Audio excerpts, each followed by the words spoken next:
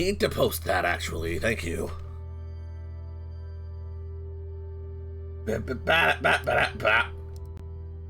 I am the scuff.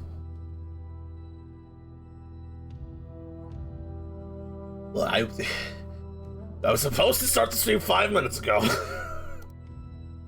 This is just... This game snuck up on me.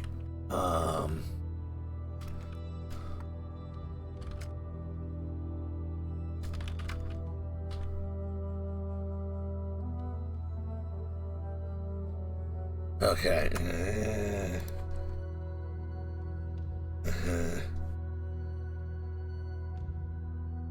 God, where are my links and my tags? Oh God, OI.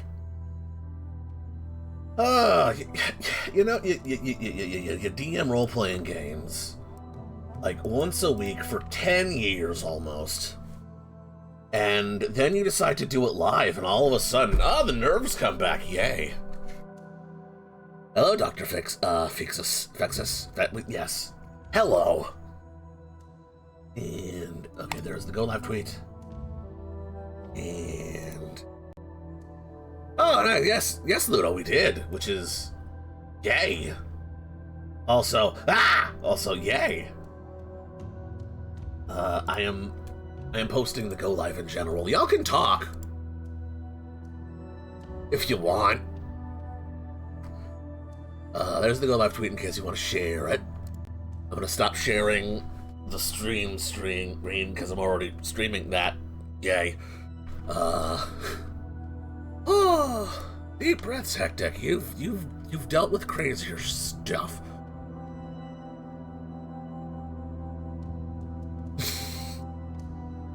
Did you use the soundboard? Oh. Okay.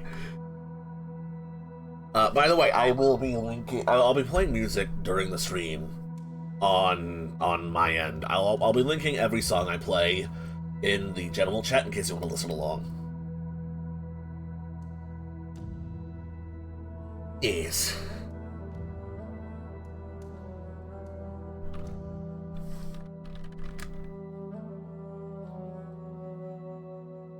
I think they got rid of that, which is real dumb.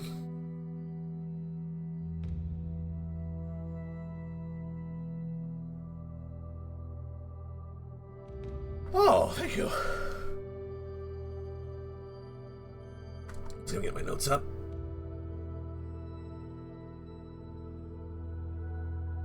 Okay.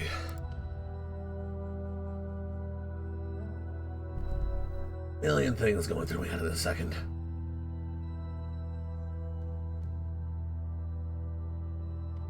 Oh, we already got a bunch of people in here. Hello, how's everything? Also, have the core rulebook on standby. Thank you, Ludo. Also, I do as well. Also, I have dice.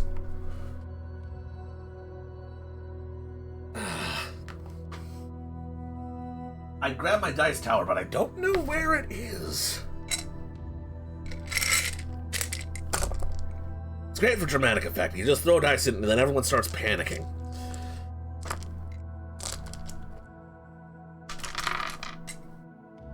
Okay, you know. I think we're on the starting soon. Yeah.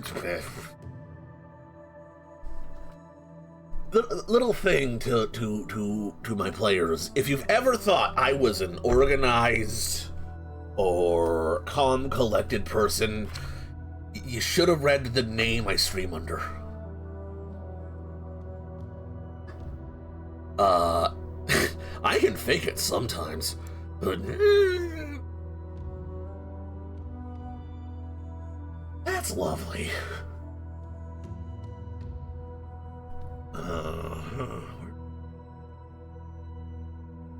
Because in addition to having a physical book in front of me, I'm also going to have a PDF up.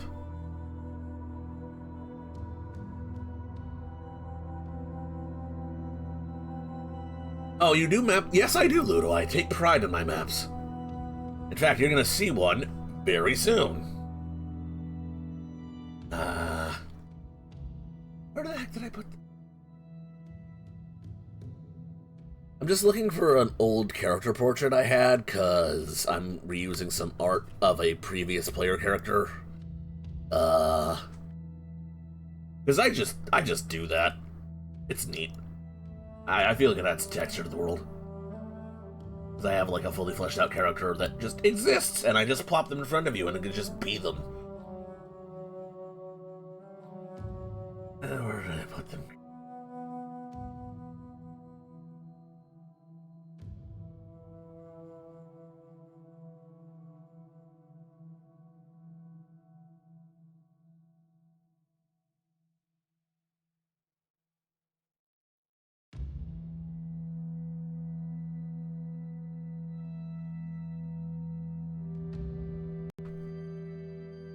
Hey Ludo, weird question. Do you have my old Cyberpunk character's portrait on hand? You know, I think I have the... No, never mind. I've got him in my Roll20 library. I should be able to just swap it out. U's link is broken? Oh, no! Oh, God damn it, Nightbot! And my fat fingers.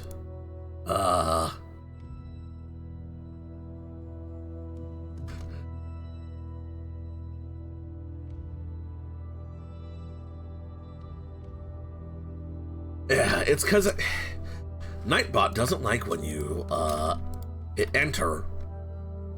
It just likes spaces.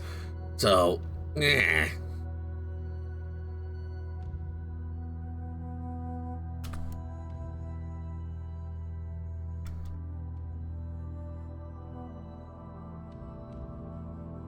Let me quickly restyle this so it's less annoying, I think. Thank you for pointing that out. God!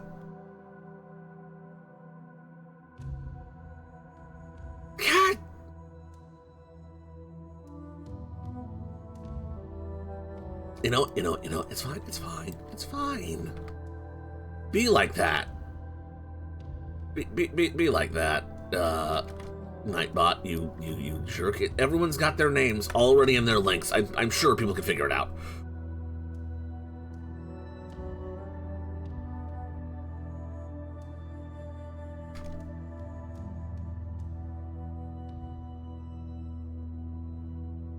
He said, well, it still bothers him enough that he's going to try to fix it anyway. God damn it.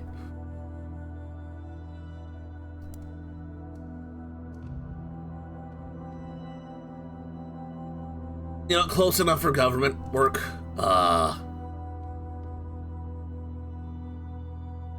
Okay.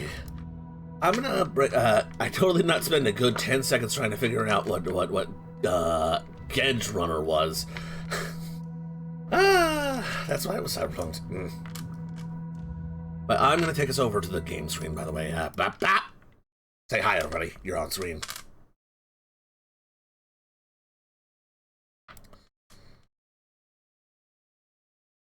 So, hi, everybody. It's happening. Oh, God, it's happening. Oh. Yes. Can I hear? What? Son of it. If y'all were, I have Discord. What?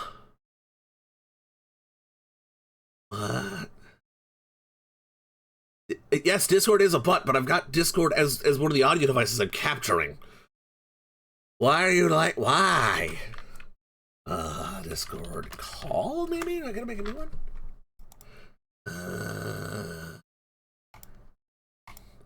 Oh, there you go. If you just added the source. Yeah, I just did. You might have to adjust the advanced audio settings. There we go. I just did, and you immediately blew out everyone's ears. Hey. Yay. I just wish the disc, like the Roll20 sound sources would come with a limiter on, instead of just by default making people deaf. It seems like that'd be a good design addition. You hear the mage? Yes, yes. Okay. So hi, everybody. You can now hear the people who've been talking on and off this entire time. Hi. Just some quick intro stuff if you're new here, because I am assuming a number of you will be. Hi, I am the Great and Powerful Hectic, Archmage of the entire damn cosmos. I am a retired Tiefling Wizard, and I am here to run a game of Cyberpunk Red for these lovely people. Lovely people, would you like to introduce yourselves?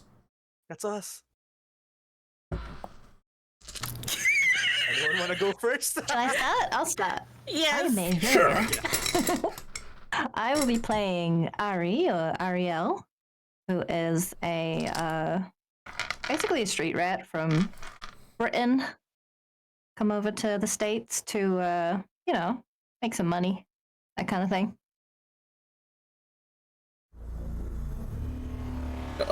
Yeah. I'm putting on a quick little bit of background music, queuing up some background music for when I do the whole pitch spiel. Bakawater, go ahead. Introduce yourselves. I'm Bakawater, and in this game I'm playing as Marcus, who is a tech savant that is looking for his missing family. Ooh. I guess it's my turn now. Hi. I'm Yui Kami, or just Yui. I'm an HR from Hell. Today, I'll be playing Amaneko, who is a rocker girl following her dad's dream. And yet again, I am Hectic. Just as quick aside before we get into things, this game will be dealing with some touchy subjects. Violence, drugs, Thank you for the follow, Isra Vog. Vaughn? Really appreciate it. We'll be dealing with some sensitive subject matter. We will not touch on violence of a sexual manner or drugs of a violent manner, but there will be bad people will do bad things, and hopefully we'll shoot and kill them for the bad things that they do. The world of Cyberpunk is a brutal one in which life has, unfortunately, become cheaper than the technology it relies on. Our player characters are not safe. They are considered by the powers that be disposable, and they will have to do fucked up shit to survive sometimes. So a regular Tuesday night trip to the pub. Yeah. In addition... Well, I am playing a British person, so yeah. Yeah. In addition, the world... Moonrail Vint, thank you for the Prime! I appreciate the Bezos bucks. Speaking of Cyberpunk Apocalypse, oh god. But yeah, I've entirely lost my train of thought on just the pre-warning. But there will be some sensitive subject matter. Do know that I will not... Just in general, anything sexual is off the table unless the players want to engage with it on their own. Ergo consenting. I'm not doing shit to children. There probably won't be children at all in the stream. Yui! Thank you for Bezos Box. I just noticed my summon's gone. Yeah. Additionally, just some stuff for the stream. There are redeems. If the redeems have me do a funny accent, or anything, or do a quote, or anything like that, I'm not gonna do them. You'll waste your points. Don't spend it on those. For today, I do normally like interact with chat as much as possible and making sure you guys are involved. I will be focusing almost all of my energy. Baka! Water! Why? You have begun the hype train! Oh, no, it's coming. I rarely get those things. And speaking of trains, my thought's been derailed. Where was I? Right, chat interaction. Normally I love interacting with chat as much as possible, but for today I'm going to be focusing mostly on my players, the people who have come here to watch play the game, to make sure their experience is as fun as possible. It's just what I do as a DM. Also, I will not be keeping up the hectic voice the entire stream. God damn it, Ludo. God damn it, Dr. Fexus. Well, now there is a hype train. Great. No, that's happened. This has occurred. Oh, and the Wololos keep coming. And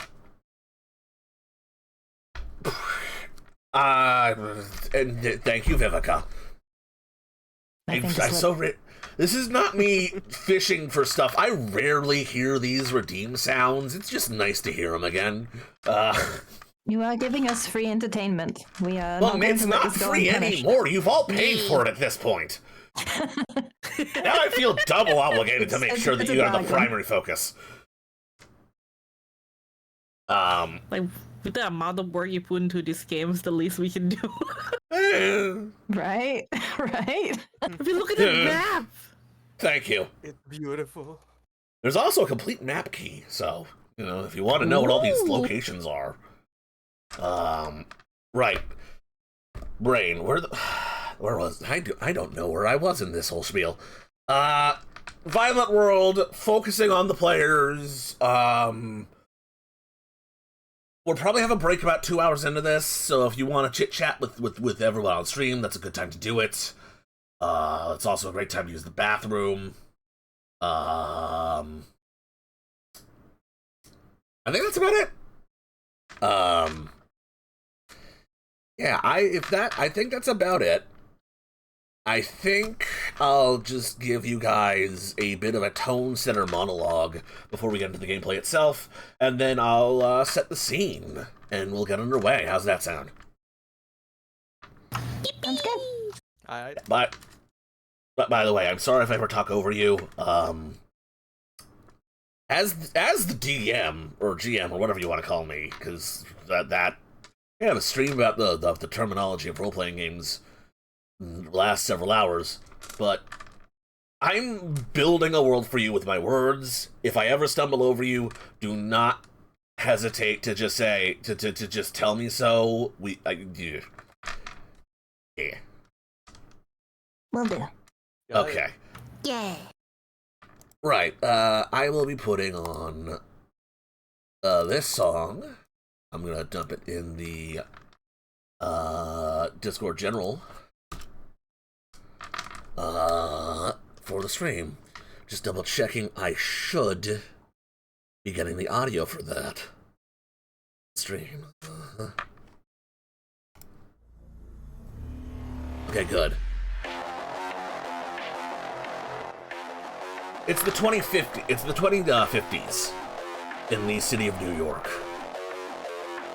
Back in the 1980s, the city was hit by a dirty bomb when the Americans literally declared war on the cartels. The city itself is a dangerous place, having come out of the other side of nuclear Armageddon to take its place back on the world stage as the economic heart of North America. Rising out of the muck and the quagmire are a number of towering pillars to corporate greed and excess. Enormous portions of the city have been literally pulled out of the swamp and raised above the ruins. Gangs prowl through once prosperous city streets in ruins, carving out illicit earnings, and edge runners exist. They are a middle point between corporate oligarchs, street crime syndicates, and make up a small but proud and highly disposable group of individuals with dangerous amounts of talent. They run the streets, they get shit done, and they get paid, if they're lucky. The world is trying to crush them down in return, while they just try their best to survive and crawl their way out of the swamp. Here in the city of New York, we join a group of such edge runners as they take their first steps out of the small time leagues into the major leagues, into the real-time runner scene. Some of them may have been acting as bodyguards or drivers or pop stars. They all have something in common. They all have valuable talent in a world where human lives are dirt cheap. And they're all willing to put their lives at risk to pay their bills, of which they are no doubt numerous. We go to downtown New York in the former West Village, into a small bar inside of an old brownstone that had gutted out. Brickwork still making up the 3-story walk-up inside of the clustered, half-drowned neighborhood of twisted swamp plants and waterways. The bar itself is surprisingly clean and well put together. Single counter, big dance floor. Several of these brownstones interiors knocked down and turned into what looks like a high-end modern club. Songs like this playing in the background as, well, surprisingly few partygoers. But there are a number of dangerous individuals like our party, who are just hanging out, doing business in one of the oldest ways possible, over drinks. As alcohol has always made for an excellent vehicle for human communication. Here in the, how did I call this place? No, double checking. The Bleeding Edge. 3 individuals have gathered at a corner booth with a gentleman who has a moderately stylish look about them. Let me just find their token real fast. I still have it. Otherwise I'll have to describe it. Here we go. This individual.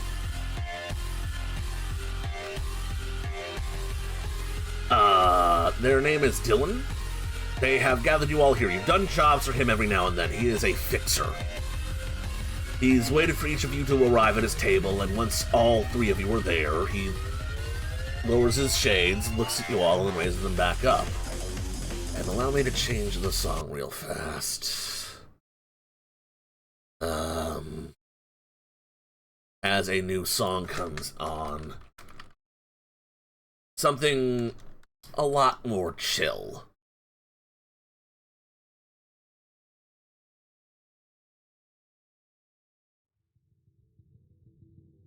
Thank you for the gift sub.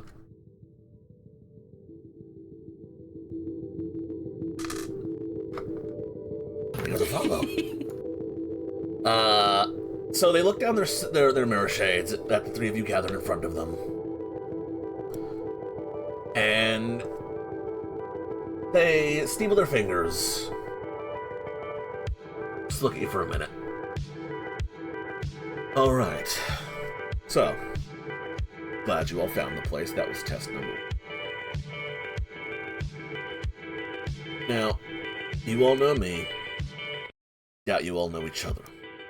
You're all small-time runners, but I've got a line on a gig that's going to make you take a step up in the world, so to say.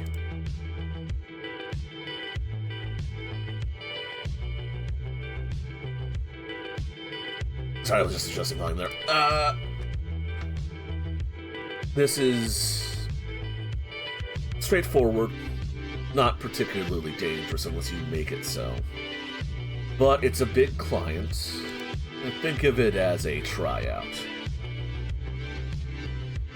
Pay is going to be 2,000 eddies each. Before I give you any details, I want to know that you aren't going to flick. What do we need, though?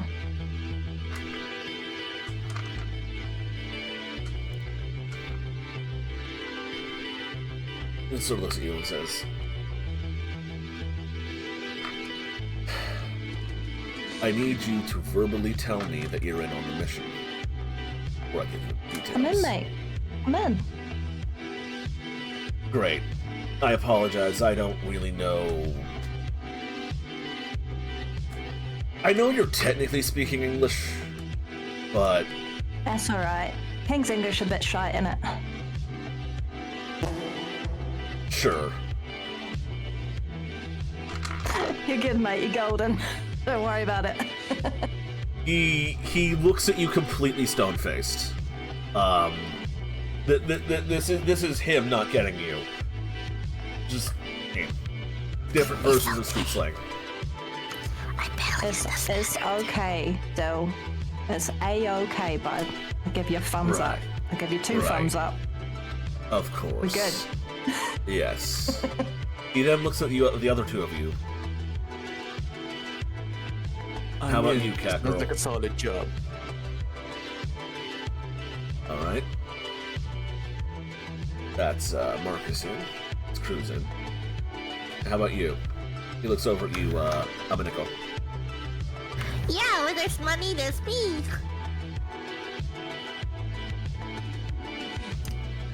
Close enough. He leans back in his seat in the booth, and he pulls out a little holographic projector and slots a shard in it. Out pops the image of an old Asian American man. This is the gentleman. As I find my session notes.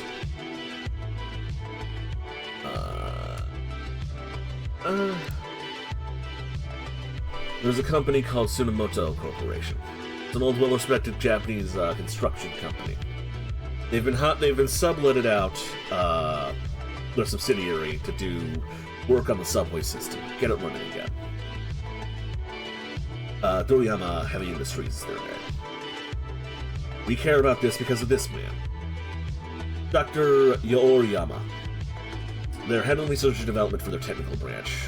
Made some breakthrough on a trade show. Our employers want this man. Sorry, the music just stopped. Let me hit loop on this. Made some kind of breakthrough. Trade show, business. That's not our problem. Well, it might be if you consider your ability to collect some bonus paydirt. Our client for this job is Militech. Don't worry, I've already made the deals and arrangements with Johnson. You don't have to worry about getting screwed or talking to someone actually important. No offense. None taken. He nods.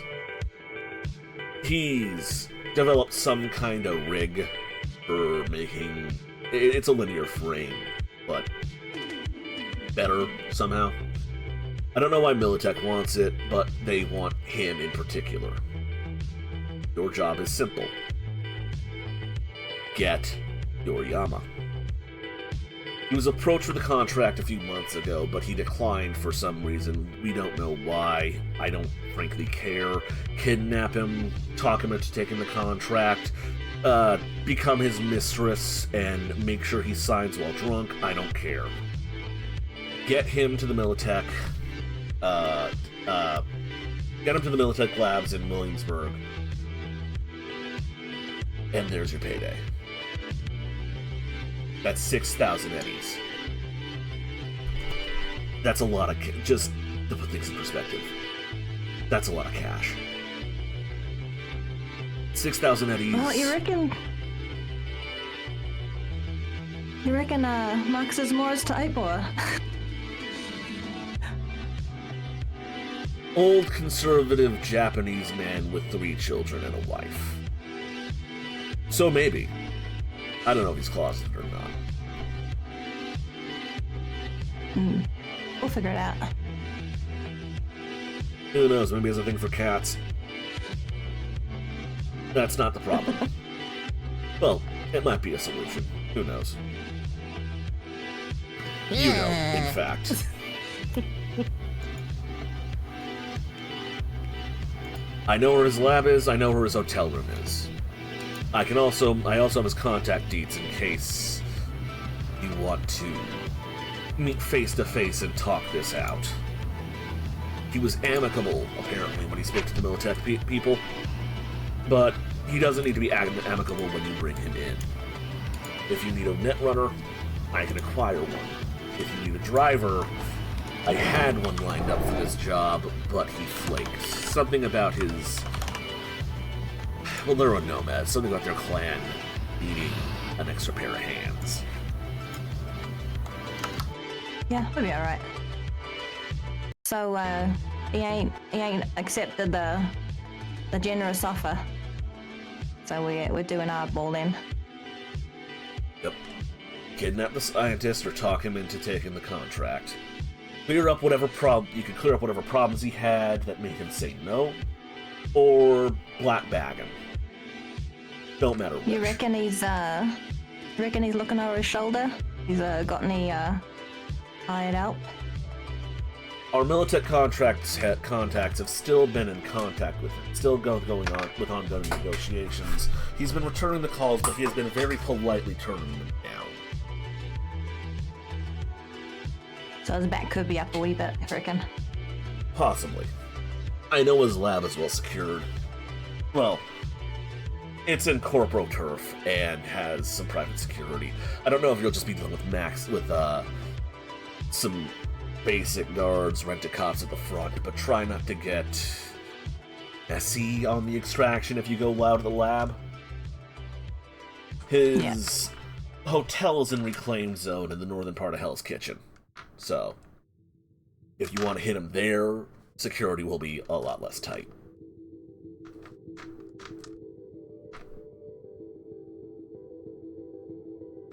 So, what do you think? She looks at the wise one in the group. Me? You! You said his hotel's in Hell's Kitchen, right? Yeah, northern part of it. Closer to Broadway. Japanese businessmen, they're big on drinking, eh? Maybe we could find him down the bar in his hotel. Figure something out there. Get some feelers on it. What do you reckon, Marky boy? Got nothing to say? A bit concerned about their security. Yeah, that's why we want to do it in the hotel, because there's less of them there, eh? That's the better option. Yeah. Sound good? Hotel it is. Do you think you're gonna nab him? Try to black bag him and drag him off, or... Because if you do, I can arrange a driver. I mean, I can drive whatever you throw at me, mate, but, I reckon we can try to do this peaceful, you know? We can give it a shot. Worst come to worst, we can, you know, carry him off. Would you like me to set up an appointment, or do you just want to hop on him while he's at the bar?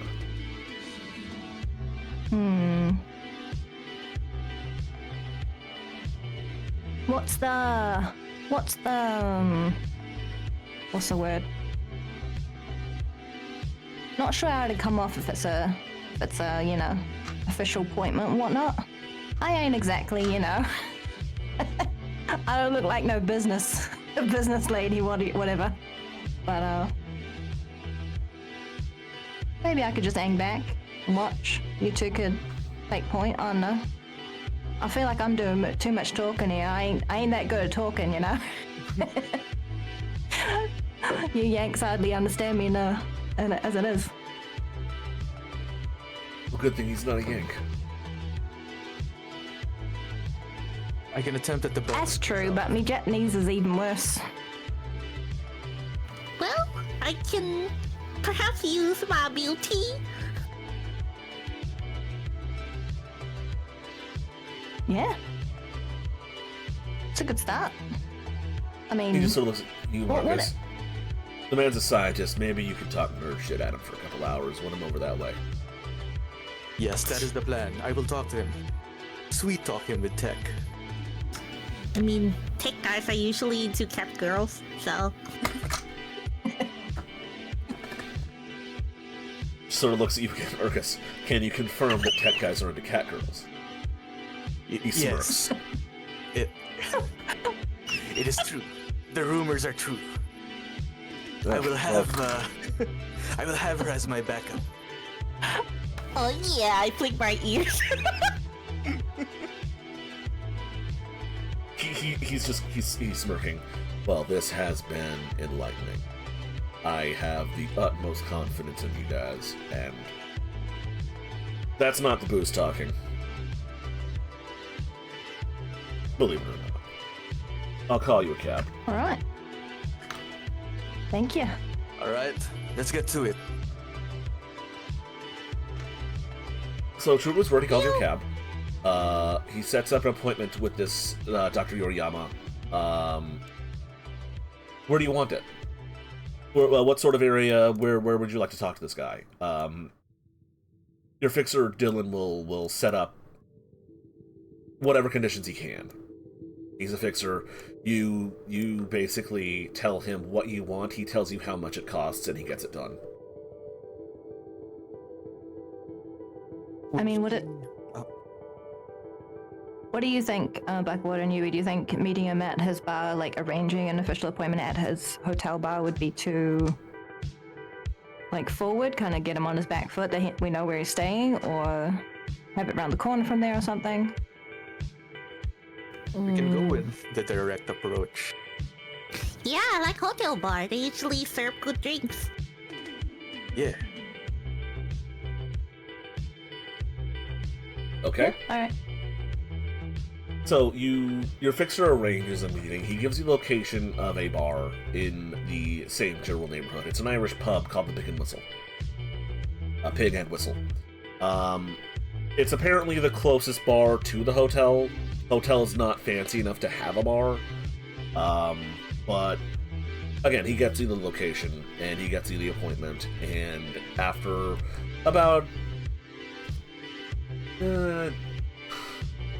it's about a 20-minute walk, 15-minute drive. You're outside of the place. It's early evening at this point. A bunch of people from the neighborhood are gathering around. Let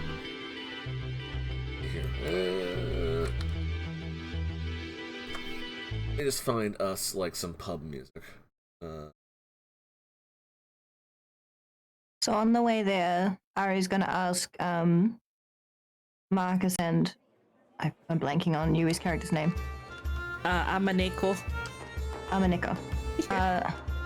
So you two want to do a smoosion, and I'll laying back. You gotta give me a signal though if you want me to come in there, be the muscle, whatnot.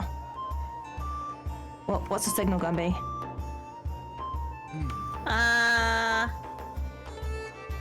I will lick my paw like I'm about to take a bath. Would that be easier? Are you sure about that? You usually do that. God damn it! And then she does it. All right. She does it. Yeah, my note works so good then, yeah. All right, we can improvise. We will do the same thing, but I will be the one licking my paw. Alright, mate. That works. All right, we're ready. Okay. Let's go! So it drops you off in the area, and there's a large amount of people at the pub already. Guys in like military surplus gear, lots of like camo shirts. Some people with bulletproof vests. It's a rough neighborhood, not full on combat zone, but no one's hiding that they've got like a pistol on their hip or anything like that. A couple of like workaday wage slave types. One or two corpos looking like they're trying to slum it. You see in one corner booth a big, tough, chromed out edge runner type with a bunch of like tourists, bunch of big, tall Scandinavians, just having a genuine New York experience at the cost of, you know, paying someone like honestly. Ari, this is the kind of job you might have been doing before this, just bodyguarding some people in a more dangerous part of town.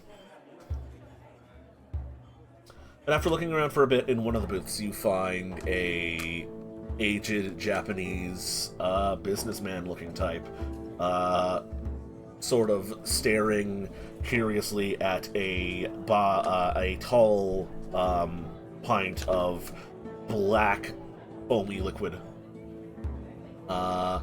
You are all entitled to give me a knowledge local area to try and to just to know what this neighborhood's about. Or let me just double check the skills list, because just straight up, this is the first time I have played this game in a while, and it's the first time any of our players are playing this game, so there will be quick pauses here and there for me to look up the name of a skill. Is it local expert in education? That is one of them that you can roll, yes. I'm trying to find like a vibe check roll here as well. Would the bonuses be automatically applied, or do we have to add them to the die roll? You just have to click them on the character sheet. Ooh. The character sheet. 13. I get a shit.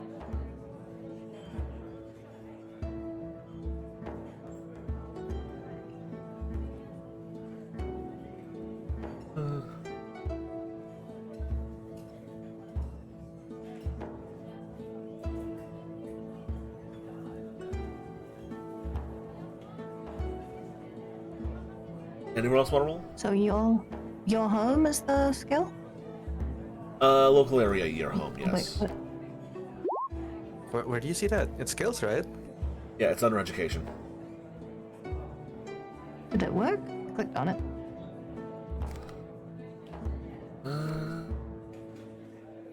Wait, I can't see it. Yeah, there's different tabs. You have to click on education first, Buckawater, and then you'll see a list of skills.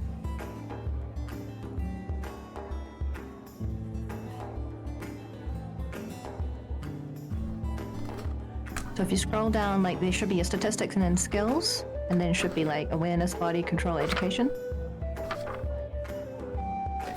I'd be explaining this right now. It's just I'm currently looking for the difficulty rating table to like find out how hard a skill should be. No worries. Ludo, do you know what that is? Figuring it out. Ludo is my DM in chat. Skills starts at page 129. Thank you. Do you know where the difficulty value table is?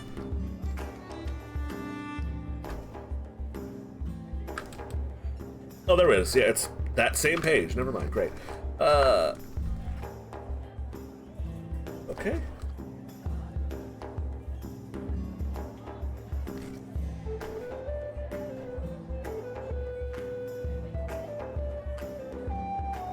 So I'm just clicking on the skill, right? Is it a problem if I have my character sheet popped out? Should I put it back in? No, it's fine. Your roll already went through. We're waiting on Buckawater. Oh, cool. Okay. I see the screenshot. Send screenshot and chat. Okay, let me have a look. Skills, education. Oh, you didn't add your local expert because it's an advanced thing you have to add on. Just hit intelligence.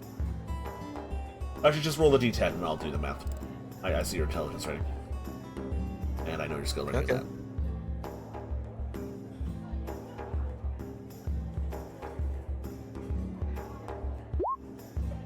Okay, so that's a 7. That's a 13. You got the same as Amineko. Okay, yeah. You get the feeling that a large number of the people here are part of a gang. You don't know what the gang is. But you do see a number of people who are chromed up wearing similar colors. A number of people who have exotic cyberizations. Like animalistic traits applied to themselves, like cat eyes. Some dude has a set of antlers. Some people are wearing, and there's a number of people who have like Braveheart style Celtic war paint. And the people who have that sort of adaptation or cyberization and those sorts of like what you assume are gang colors are also the heavier armed people in the bar. You figure this might not be a gang bar, but gangs do probably hang out here.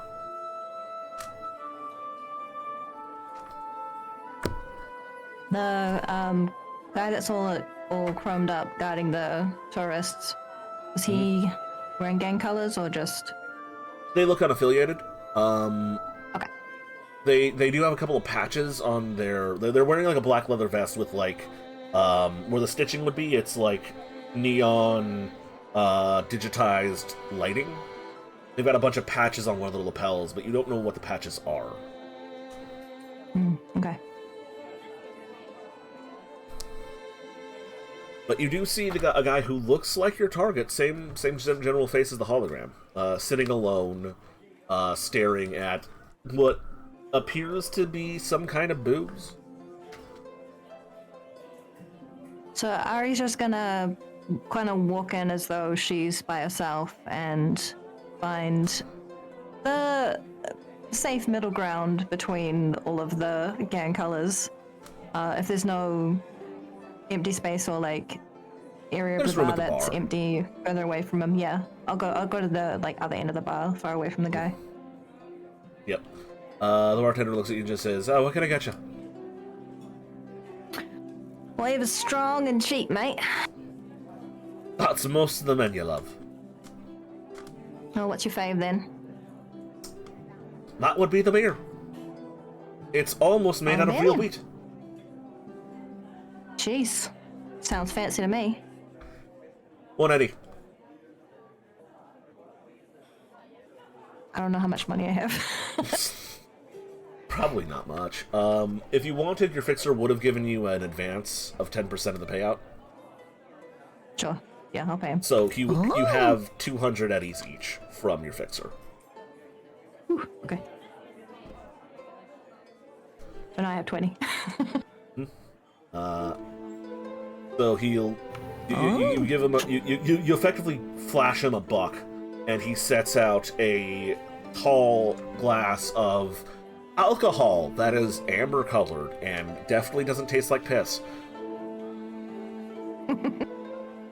Up in the world then. Yep.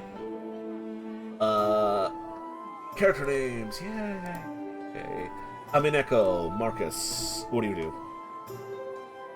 I would like to join in Ari for free drinks. Marcus tugs at her name is Marcus tugs at Amineko, telling her, "We must stay focused. I think I can see our target over there." Just one drink. One, just one. Just one. Okay, we'll sit with Ari and we'll have just one beer. Yay! You go up to the counter. The bartender nods at both of you and says, "What can I get you?" I'm with her. Let's just point at Ari. Yeah, I'll be having what she's having. It'll be Same 2 here. eddies. So much for the plan. Mommy! She look at Ari expecting her to pay. I think I only have like 20 left. I mean, your fixer just Okay, gave I you can afford it. $200. Well, how much? Well, it was 180, 1.80 or 180, like $180 for a beer? No, he only asked for one. Okay, an eddy is a $1. Eddie. Oh, 180. Okay. Yeah. So I still have 199. All right, I'll buy her a drink. Yay! Thank Yeah, you. He just takes the tap, pours out another one, sets it in front of you.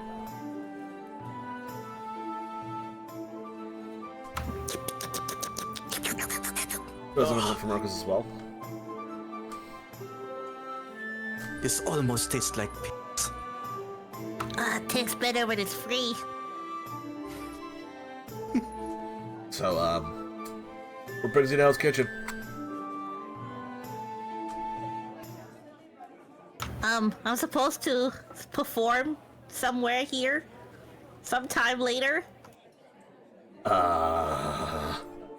He looks you up and down. Ooh, skills. I'll What are flash they? my guitar. He looks you up and down harder. It's like, huh? Let's see here. Where are our social skills in this game? I'm looking for the equivalent of a charm here. No, that'd be playing your instrument.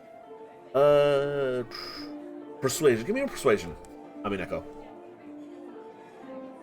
Oh boy. Okay, persuasion since all.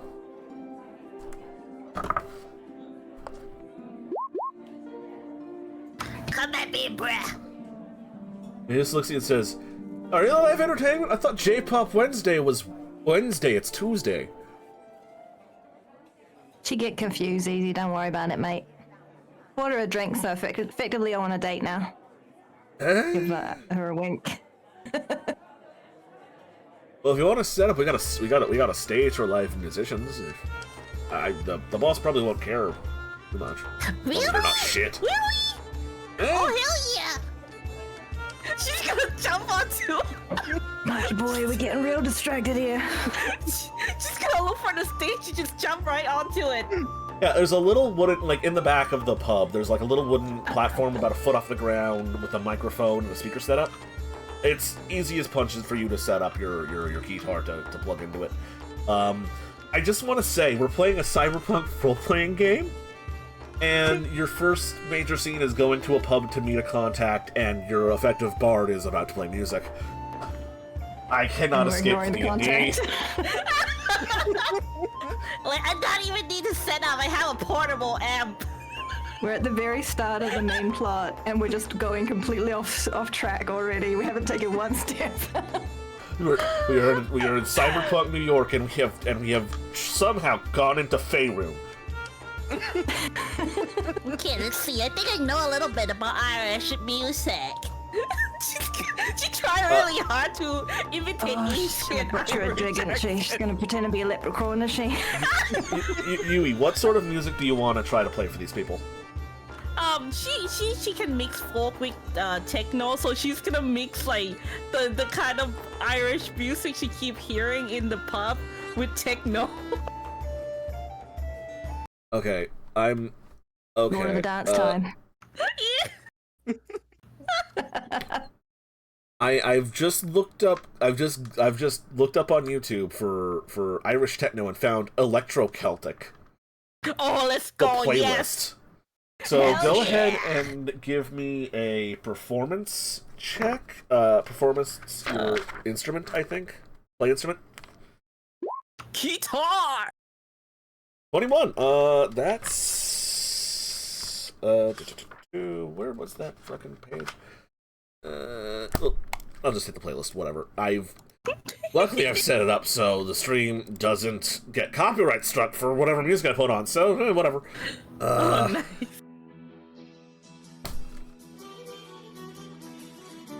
Let me see how well that is. That was a heroic roll, effectively. Oh, what? What is that? So, real good. Oh. Let me share the track I have found real fast so y'all can hear it as well. Oh my god, yes. So you begin playing this effectively, and a bunch of people in the pub just like start nodding along and drinking and having a good time.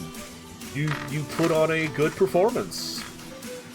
If you look around, you see the Japanese man just sort of like, oh, so that's called local music scene. Very interesting. And the gaggle of Scandinavians in the corner are just like, oh, yeah, live music, oh, great. Oi, Brainbox. Now's your chance. I don't reckon she's gonna be at much help to you. I'll back you up if I need it. Marcus bumps shoulders with Ari and he says, I'm so glad that we came here. This is very entertaining. Right, we're on a job, you know. Huh? Ah. You gotta talk to the dude, the what's his name? The Yoriyama dude. Oh, right. Doc. Go talk to the doc.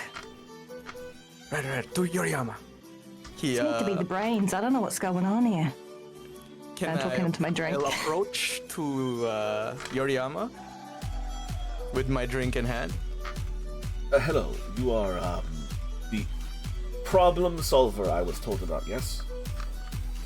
Yes, I am here to solve your problems. So let's go. Dylan-san said you were negotiating on behalf of Militech. I regret to waste your time, but I cannot accept the contract. I am honored and very pleased to see the company has such interest in my research, but I have been working with Doriruma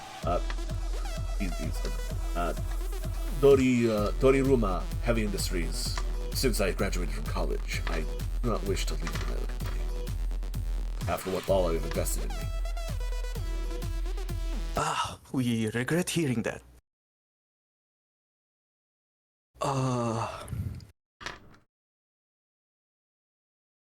However, you must reconsider.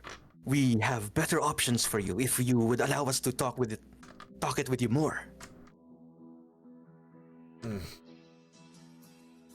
He sort of looks away and grunts, takes a sip of his drink and cringes for a bit and sets it down. It's not that I do not wish to take the opportunities of working with a larger company. The offer has put me in an awkward situation.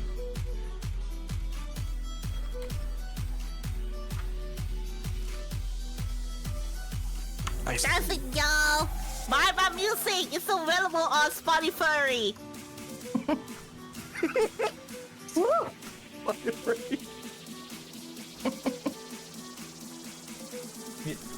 People clap. People clap. Encore! Encore! Very well then, I understand. So, how do you like the performance here? It's very interesting. I've not heard much hardcore techno Irish folk beats in Kyoto, but America is a melting pot, as they say. All right. It really is. Ari's out of patience. She's gonna slide over. Hey, you impressed by the Europeans, eh? So the Eurozone has done great things culturally and economically in the past century. Yeah, I'm fresh off the boat from England, innit? Ah, You I am mean? sorry for your state. Yeah, too right, mate. I'm glad I'm out of there. Pretty nice over here, though. I was having a conversation with my business associate here.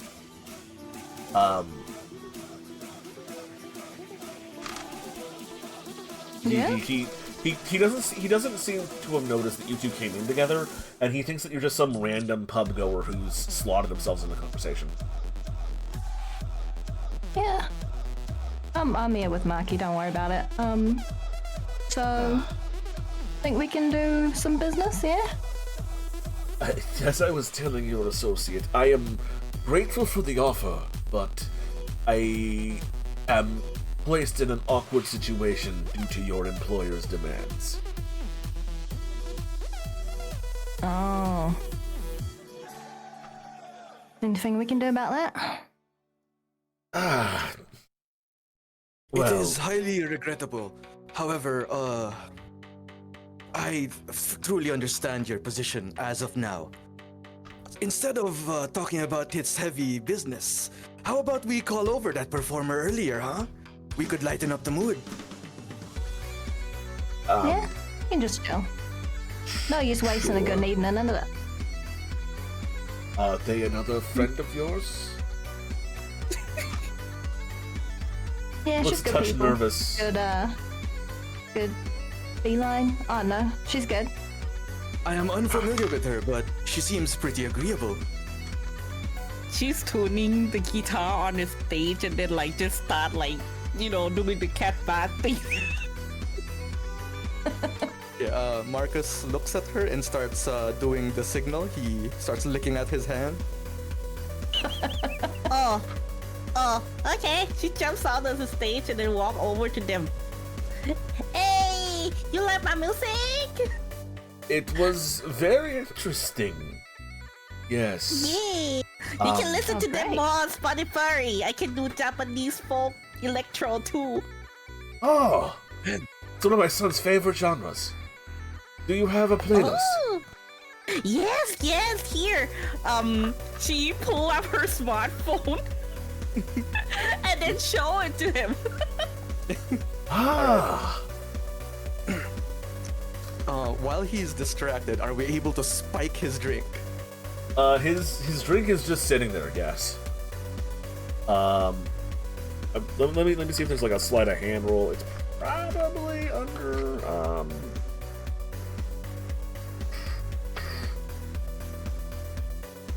Let's see. I'm looking for something for like sneaking something into this dude's drink. Do you have a question? Marcus, do you have any drugs on you? Oh, that's a good question. I don't. your section, and you don't have any. I actually don't. No. I mean, you've got That's 200 like eddies. You could sneak off and go try to buy some drugs. I mean, he's already drinking alcohol, so we'll just buy him another drink. Extra stuff. Yeah, I guess we could go with plan B. We could just get him really drunk. I can play some more music for some drinks. Thank you. You finish it first. He sort of looked nervous as we you. I assume you are trying to ply me with entertainment-y gestures at her. He gestures over at Marcus.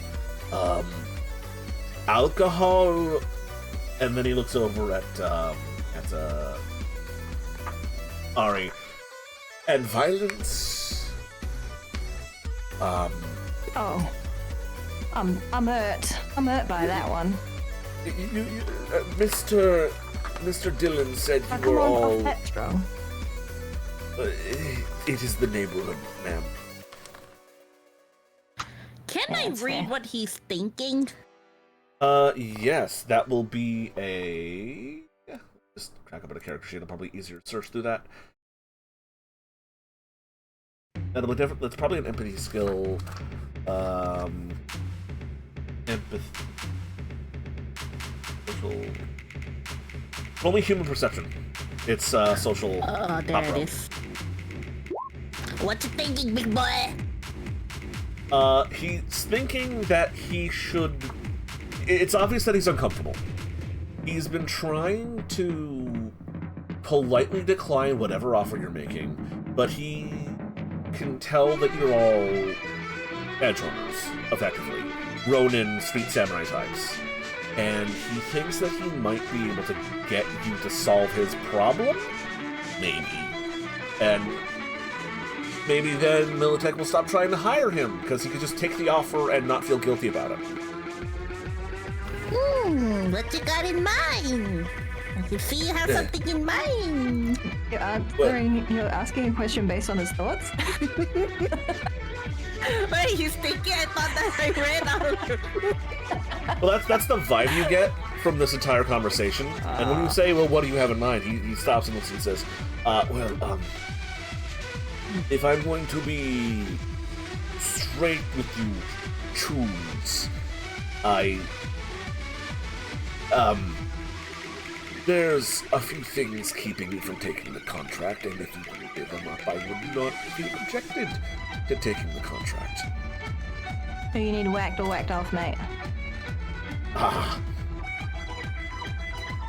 It's not quite so simple. Both at the same time? No. Thank you. No. Alright. I have a son. He Oh. is a good boy, but he, since we have come to America for the contract, has become rebellious, infatuated with the local culture, and getting involved with the local gangs. Oh no. Ah. What gang is that? I am not sure. If I am currently in my position able to keep tabs on him, leverage some of the corporate security to make sure he isn't hurt. But if I was to switch to positions, that would go. I could not continue to protect him without him knowing that I'm protecting him. Additionally, He just needs a friend then. perhaps he is merely getting into contact with the wrong sorts of friends. I am not entirely sure. Well, I if you do had have a friend, another- what you could rely on, give you info about. I'm not wishing to hire you as his bodyguards. I would like if you were to clear up this problem, I would like you as cool edge runner pop star types to convince him that he's going down the wrong path. Yeah, you don't need to know. You got nothing to do with it, mate. You don't need to know that.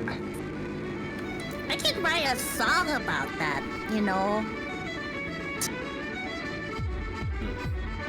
Yeah, I can make a song that make people weep in tears and realize they have big mistakes.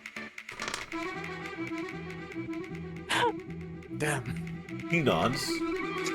Like, yeah, music can do that. Well, what's his name then? That is Yasuo.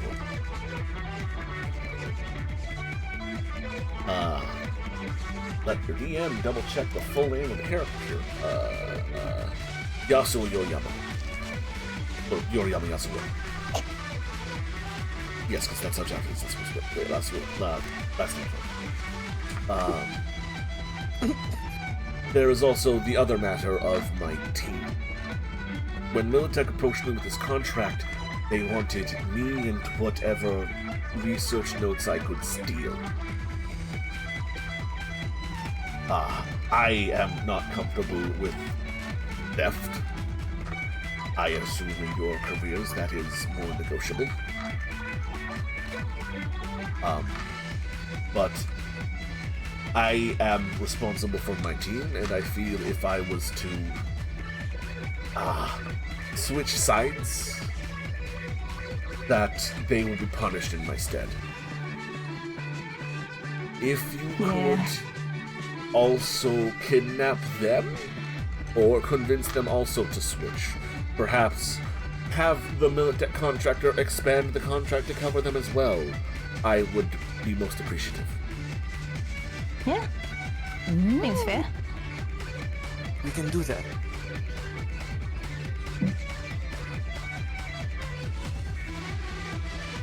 Great, so you will convince my son to no longer be a gangster and acquire my team along with me. That is wonderful. Do our best, mate. Where's your son normally hang out? Where can we get started?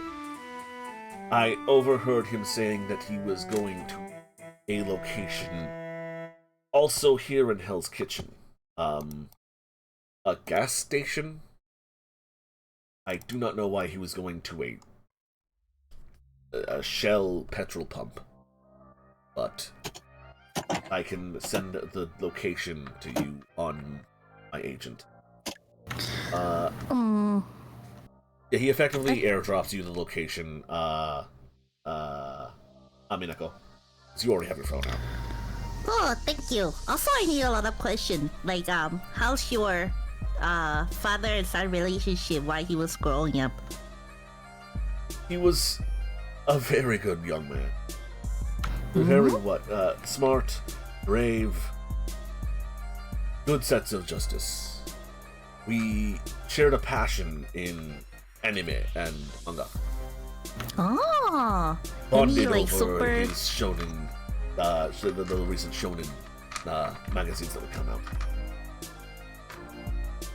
Oh, any particular anime that is like super important? Like she's taking notes while like trying to come up with the lyrics and stuff that will like grasp his heart.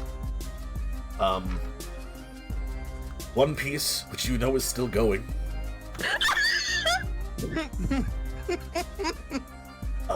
The latest Gundam.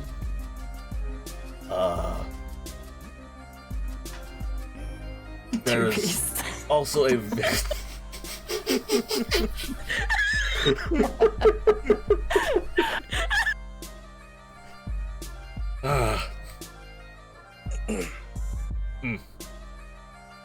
the latest Gundam. There's also a... This is probably before your time, but before we left, I showed him this classic work of art called, what was the... Akira. He loves that one. Alright, Akira it is. And Naruto. The fellas what you work with, you gonna send us their names too so we can find them? When they stay in the same hotel? They should be, yes. Alright. If... It will most likely be a matter of convincing your Militech contact, but the one most of the team tends to rally behind, besides myself, is a woman named Hatsume Tsubome. Oh, Tsubone. Gotcha.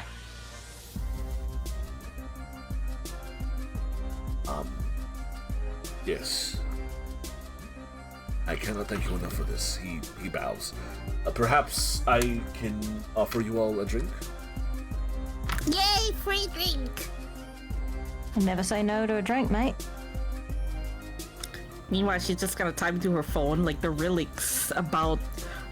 She should use Akira songs as samples to remix into the tune, and then write the lyrics about like, oh yeah, like I could be gangster, like, you know, all those characters in the anime, but like in the end, like, you know, I want to go back home to my family because I don't know how much time my dad have left, so I want to spend the rest, like the little time I have left with my dad with him. You know, kind of story. Really with story. He orders you all actual alcohol. So you each, if you want to, can drink a Guinness. Or just add it to your character sheet, I don't know. Yeah, drink! So yeah, where do you want to head off to first? So the co-workers are in Hell's Kitchen, the son is at the gas station. I guess the son is kind of the more urgent because we know where he is now, but we know where he'll be later. Yeah, right You do now the driving. he's... So he tells you before you leave, right now everyone should still be at the lab. He only left to speak to you all. They tend to burn the midnight oil over there. But his son should be at a abandoned petrol pump in the combat zone, right around over that away. Y'all around here. His son is in this general area. Okay. Like, on the way, I'm gonna be composing music and all that stuff. So, yeah. Okay. I'm just gonna quickly switch the track. Something I think is appropriate. I might be accidentally throwing on combat music. That's fine. Can you ping me where the gas station is again? It is in this general area. This combat zone. It's in combat zone? Yep. You guys cannot see this. I can see it in the browser, yeah. Yep. Oddly enough, I cannot see it on the preview window, but I will point it out there as well. It's over here, y'all. This general zone. Oh boy. Okay. Yeah, it's in the combat zone. So you're heading there first to try and talk to the kid, right? Yep. All right. Is that the plan? We have our best agent working on that right now. Also, this is the song currently being played for. So you head out of the pub and you make your way down, and you go from like what you would think of New York City streets in a older neighborhood, brownstones and brick mid-rises intermixed with modern high-rise, like modern mid-level high-rises, and like buildings made of glass with tar streets and like cement sidewalks, the occasional tree and bit of green space, but a lot of like abandoned storefronts and boarded up buildings, and it begins to rapidly degrade as you exit the reclaimed zone into the combat zone for the first time. And this is not just a combat zone. This is an urban ruin. Streets break and give way to like knee-deep pools of water with overgrown like swamp foliage. Sidewalks are smashed up, buildings are into intermediately crumbled ruins and like run-down squats. You can hear gunfire in the distance and gunfire not too far away, as well as the sound of motorized like water vehicles like ski-doos and like fan boats in the distance. One of New York City's new nicknames is the Western Venice, or the American Venice, but it's also often called the American Menace by those who have perused these areas. And as you head towards the location pinged to you by Dr. Yoriyama, you hear more of those engine sounds as you come closer and closer to what remains of the West Side Highway and a abandoned gas station.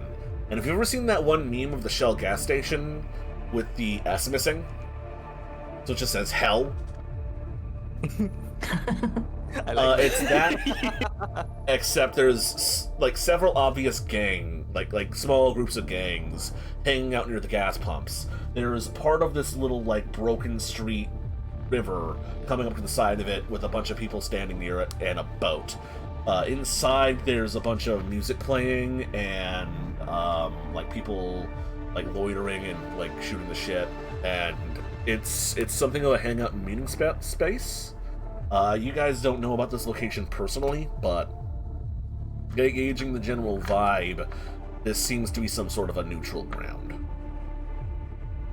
Not a full-blown night market, which is where people, like fixers, get together to make, like, open bazaars where people can buy and sell stuff, but it's definitely a spot to pick some stuff up, or, like, bet, or do illegal activities for people who don't, like who are actually criminals or gang members and not, like, tourists with an edge runner protecting them. Alright, you two. Don't reckon we want to go in there naming them, but they should stand out. So I'll see if we can spot them. Okay. Masal's ready, I think. Go ahead and give me another, local expert my home. Again, for Bakawata, just roll a d10. Oh wait, let me try. I think I got it.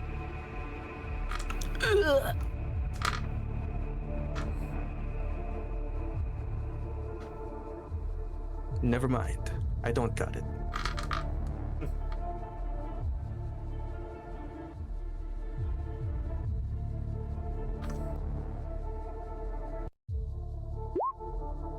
Okay, so, it's Marcus who actually knows about these people. Pulling up to the outside of it, you see a burnt-out old oil tanker, as well as several gangs who you begin to like people in gang colors that you immediately recognize. Out by the gas pumps, loitering around a set of motorcycles, you see a bunch of Spider-Men. Oh, those are good guys. The Spider-Man. Yeah, you see a bunch of people from the Spider-Man gang.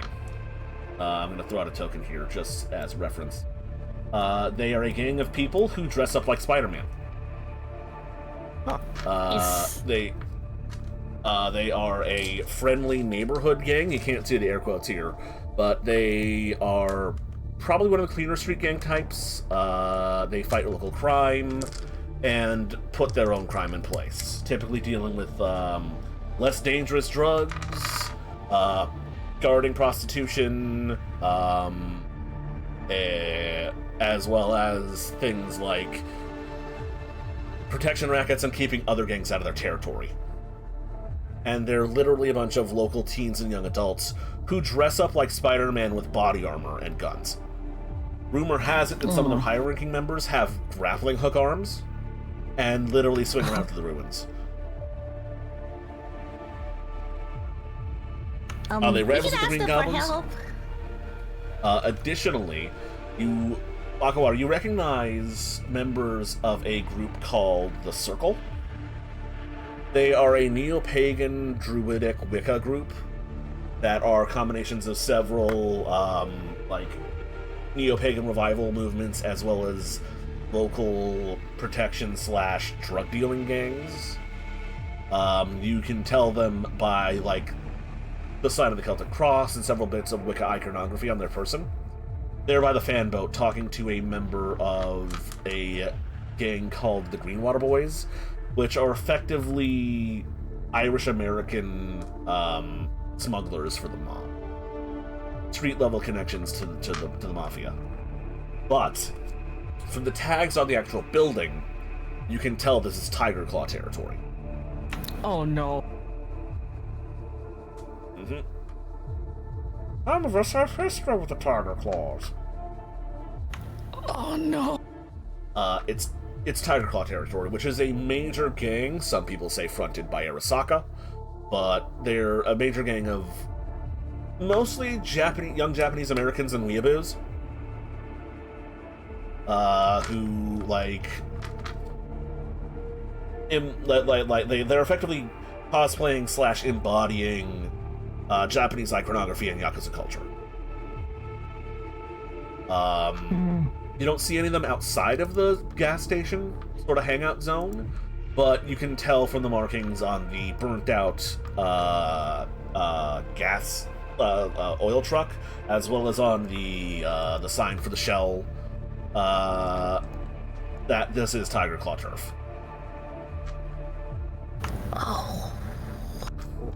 But from the general vibe, this is neutral turf. It's a Tiger Claw front, probably for peaceful, big air quotes there, interaction with other gangs and edge runners and forces in the city. So, he can be in any of these gangs then? Yeah. My guess is, oh my god, please hope. I hope he's not part of the Tiger Claw. I mean, his dad said he was into, them cartoons and whatnot, so I don't know. It could be.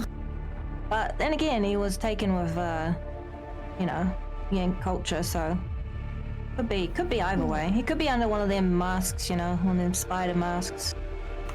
Well, I guess I'm gonna start my concert here. And she just open the window and then climb out the car, just stand on top of the car. You walk here. Wow, god damn it. You didn't call your fixer for a ride. No! Okay, I look for anything that's higher ground. Can I do some kind of perception check for one of the spider guys that is maybe leaner, short of stature? Sure. Less American stature. Give me 1 second while I open a sheet and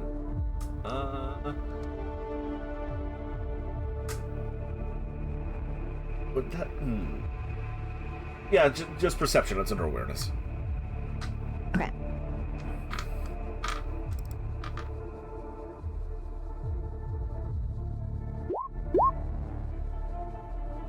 And what did you roll? A 15.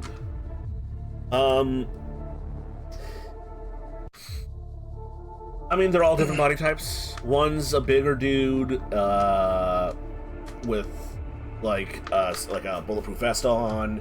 Another dude's rather skinny and lithe. One guy's just a giant string bean. It's really hard to tell who's who underneath like full face concealing masks and like stylized Spider-Man motorcycle helmets. But you can see gaps in what they're wearing and their hands. Two of them are Latino and one guy's black. So probably neither of them are Japanese. Yeah. You know, there's a way to find out a true fan among them. What's that? Do I find a higher ground yet?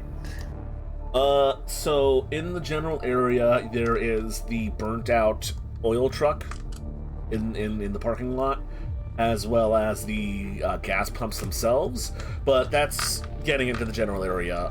Give me a perception check to see if you spot anything nearby that you can just hop on top of. My sheet is not loading for some reason. Ah, there it is. I gotta pop it up. Okay, what is it again? Perception, right? Yeah, it's under awareness. Yeah, there's a burnt out old car not too far from the parking lot for this gas station. Okay, I'm gonna climb on top of it. And then I set up my amp, my camera, and everything. And then I'm gonna test my the sounding and everything by playing a One Piece opening song. 2 questions. You set up your camera. Are you streaming this? Yes! Chat, you are now in the game. Congratulations, chat. You are, you are, Amineko's chat. Yeah. Hi, chat. Today, I'm in a super dangerous zone, and I'm about to play music for a really important someone, but we don't know where he is, so we're gonna find out soon. Just talk to her camera. And then the One Piece music. 1 second while I just go ahead and grab the One Piece OP. This is the first one. That is the one I was grabbing. What pick? So, these gangsters just sort of look up over at this random cat girl who climbed on top of like a burnt out Chevy, playing We Are.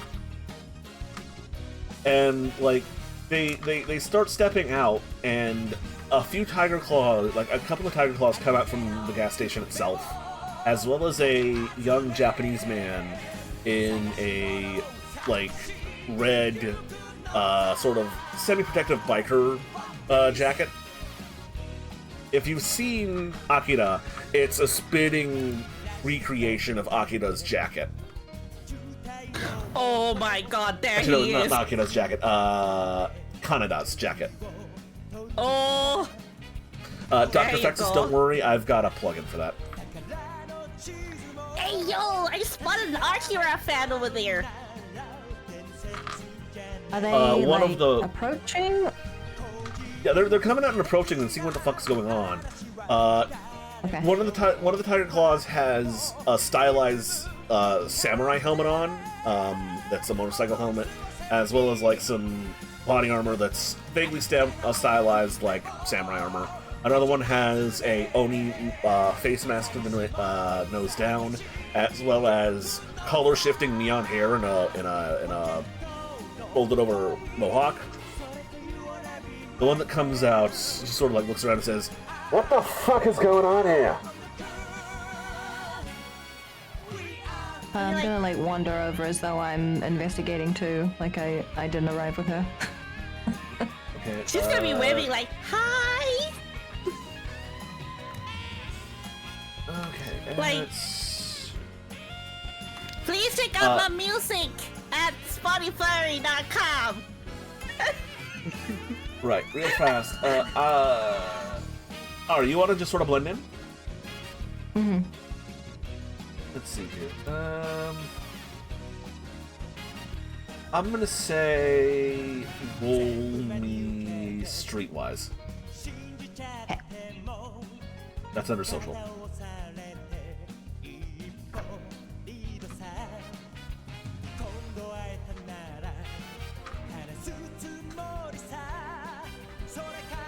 Meanwhile, Neko, roll me performance. Alright. I'm gonna make it smooth though. I'm gonna start with like anime medley of like some really super popular anime, along with like those titles that his dad mentioned that he really likes. Before I go into my original song, smooth. Oh, where's like my guitar? Okay. Okay.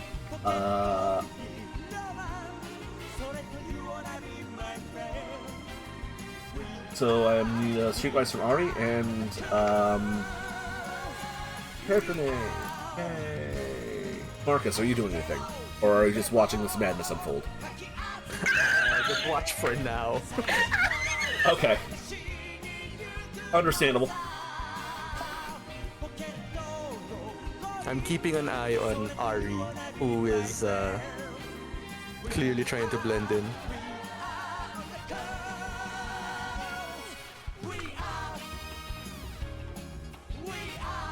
If you're saying anything, then by the way, you're muted.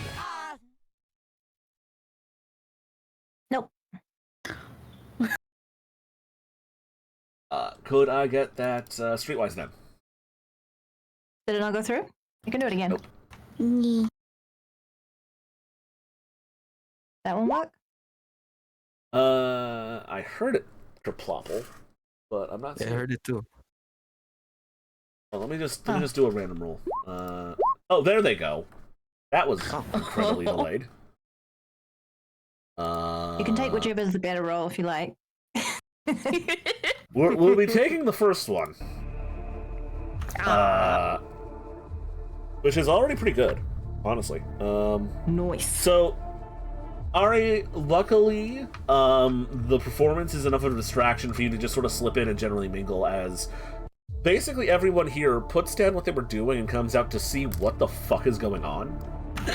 In addition to a couple of another couple of tiger claws and another one of these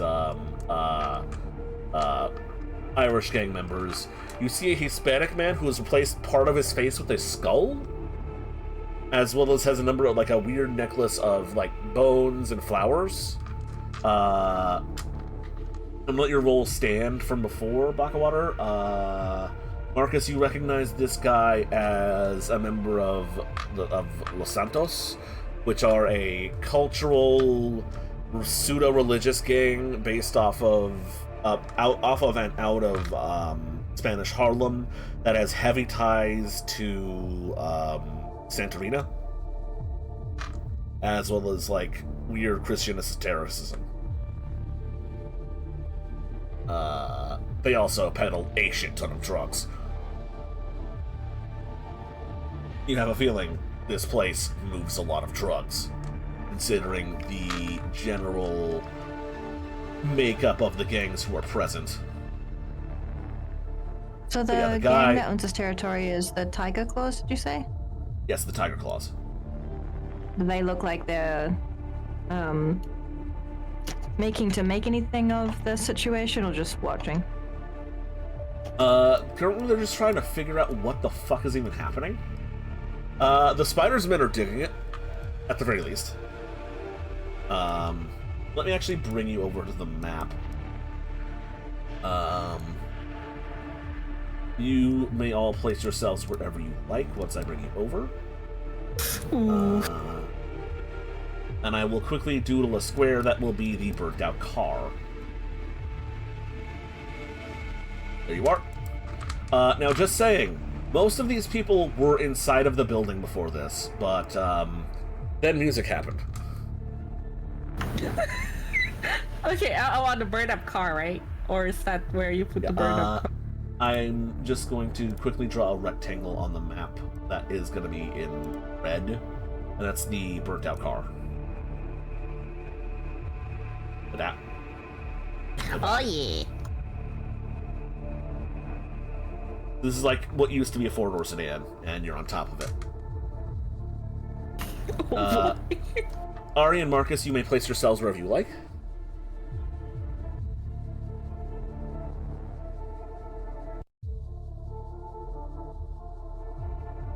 And yes, chat, that is a lot of gang members.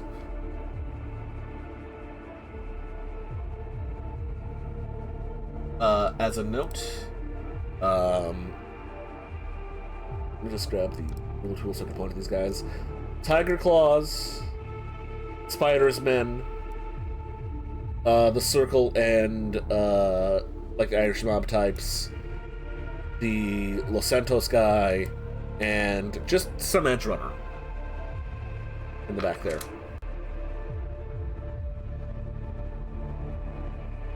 Seems y'all stumbled upon something in the midst of something.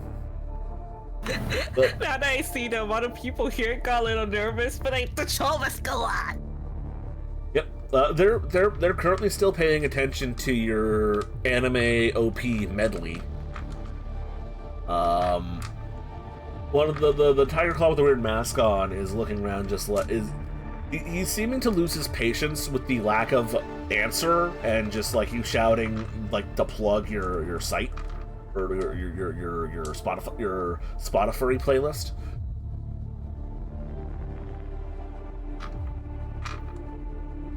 Oh. I'm giving free performance. Please check out my music. Seems like she's a bit bonkers. Yeah, the guy just sort of makes his way to the front of the crowd.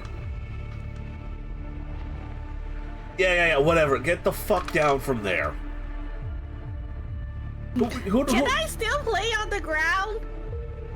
You're gonna fucking explain why you're here, and then maybe I'll let you keep playing. Well, I don't know where else to play. This Then seems you're like a gonna- better spot because, you know. Oh, so you're done then? Okay, well then buy some drugs and fuck off. Can I play one more song? Then I'll buy drugs. Roll me persuasion. Okay. Oh my god.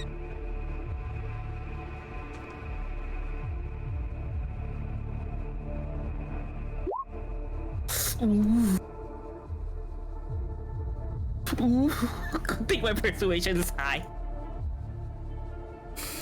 He rolls his eyes. Coked out cat girl bullshit. Yeah, sure, fine. Thank you. I love you. Meow. You have some time. Yeah, I have no choice. I gotta play the epic song. My magnum opus.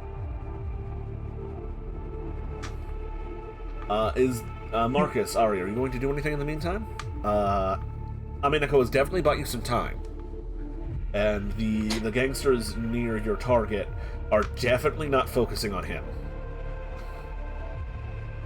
I might ask Tiger Claws if they're selling anything.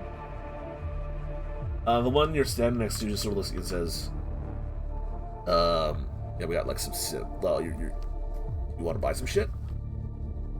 Well... Yeah, I mean... Well... Swallow Cuts Lotus over there usually deals with the actual transactions. I'm actually just here for a race. Oh shit, you race? No way. Yeah. Some kid here wanted to join up, and one of the tests is to see how he can handle a motorcycle. Oh fuck It's yeah. also why the Spider's Men were here.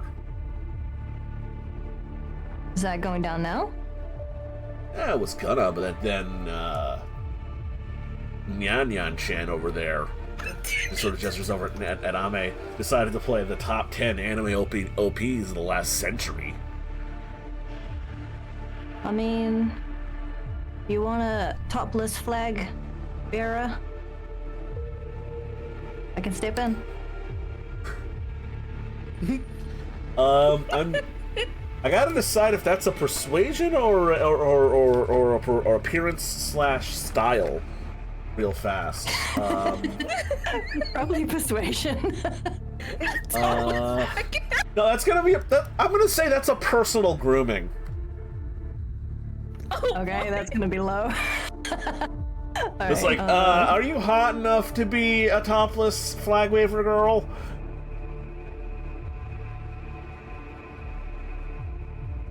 Was that under? That is under social. Social. She has the confidence. I'll tell you that much. Personal grooming. Oh dear.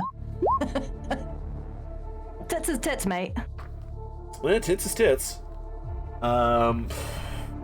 Is that an everyday challenge or a difficult challenge? This guy's a weeb, and he probably hasn't seen titty in a while without having to pay for it. Yeah, I'm gonna roll real fast. What's your luck rating?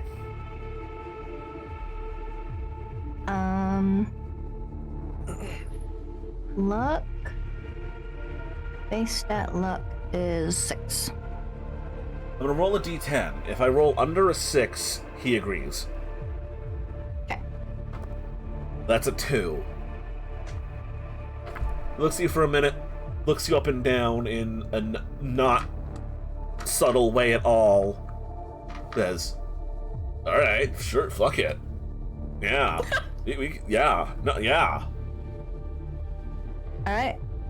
Let's get the show on the road then. Start taking some layers off. Okay. Oh my! And he goes over to this guy. It's like, hey, we're gonna go start the race, right? So this guy is now officially distracted. If Marcus, do you do anything?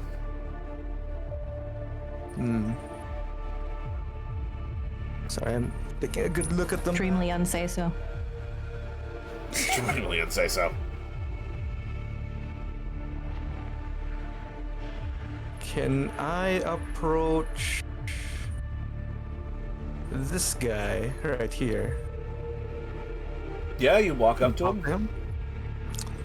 All right. I walk up to him and I point to Ari. Hey, look at that.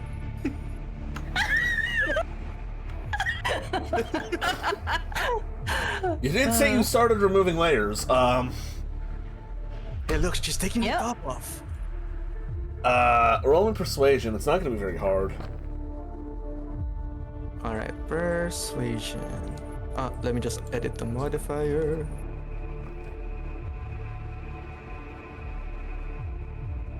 Okay.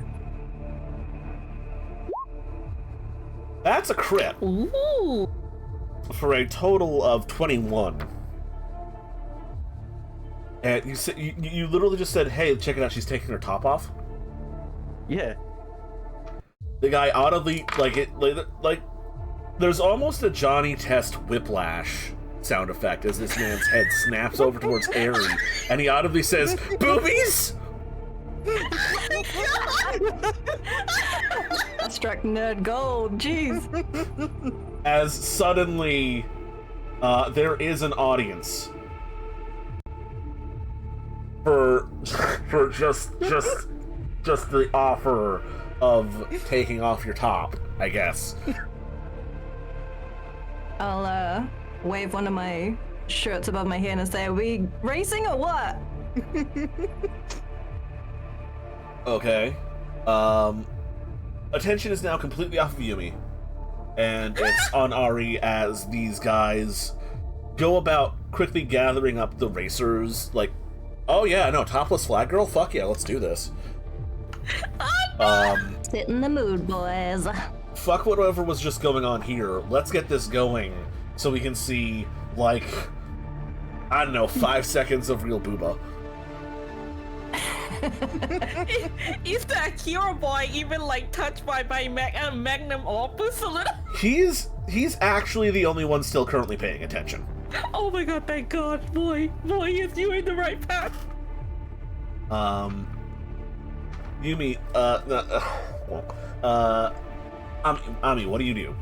Because right now, the attention's off you, you no longer have to continue performing, and your target is currently the only person focusing on you. Yes, I'm playing that song that I composed about, like how much, like, to remind him the time that he spent with his dad and how much his dad cared for you, and like his dad is old and he can get sick anytime, and in the blink of an eye, like dad can be gone, Okay. I'm gonna say this is gonna be persuasion by way of writing like the lyrics. Okay, let's go. Persuasion it is.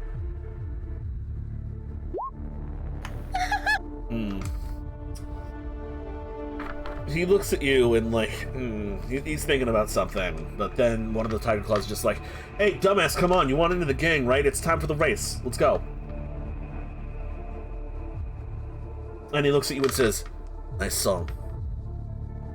And he's clearly pondering about it, but he turns and starts heading over towards like this setup of motorcycles over by the gas pumps.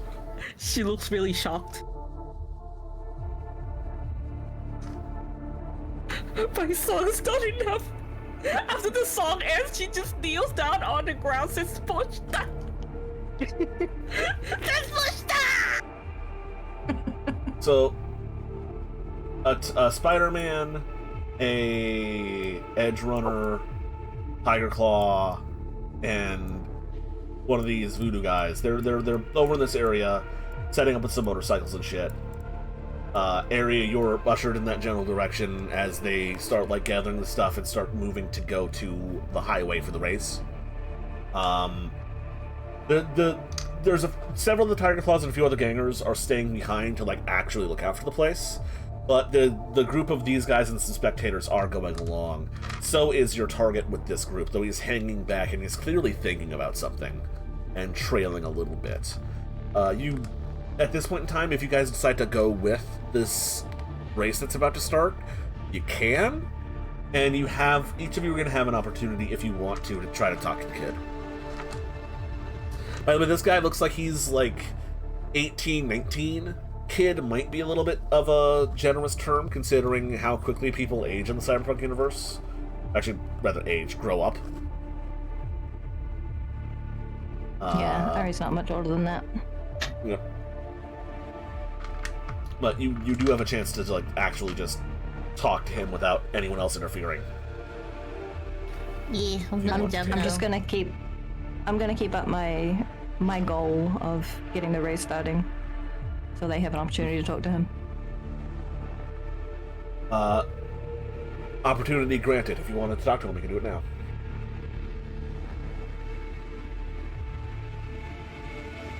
Are you gonna talk to him or should I go talk to him? You should. You want to? Okay. I'm an echo. Hey! Thanks! You're the only one who actually complimented my song. That means a lot. It was good. Kind of made me think.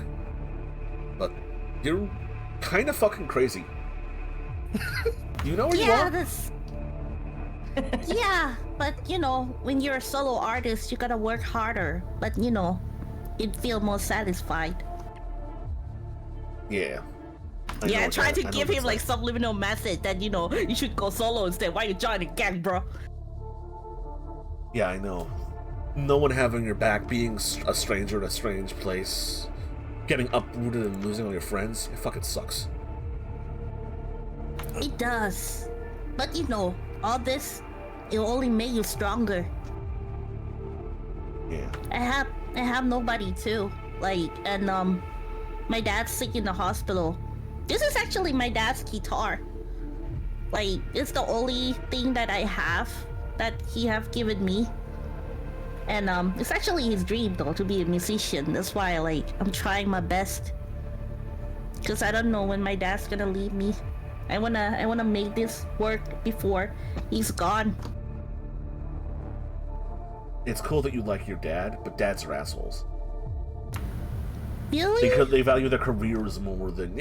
Your dad valued his career more than, like, I bet you. That's why all he had left to give you was the guitar, right? Nah, he actually taught me everything. Like, we spent a lot of childhood together, watching anime and playing music. Yeah, it's kind of sad that he got obsessed with something else later on, but I know deep down he loves me, and he probably wished for the older time too. Roll me a human perception here. A total of 11. Oh come on, dice! Fuck you, dice! Yeah, he just sort of looks at you and scoffs. It's like, sorry to break it to you like this, but it sounds like your dad was training you to be like taking over his dream. And I'm sorry that you bought it, but it sounds like your dad gave up on his dream and then gave up on you. No, he didn't though. He got sick. Well, if your dad's anything like mine, that's probably what happened. So sad, you look really sad.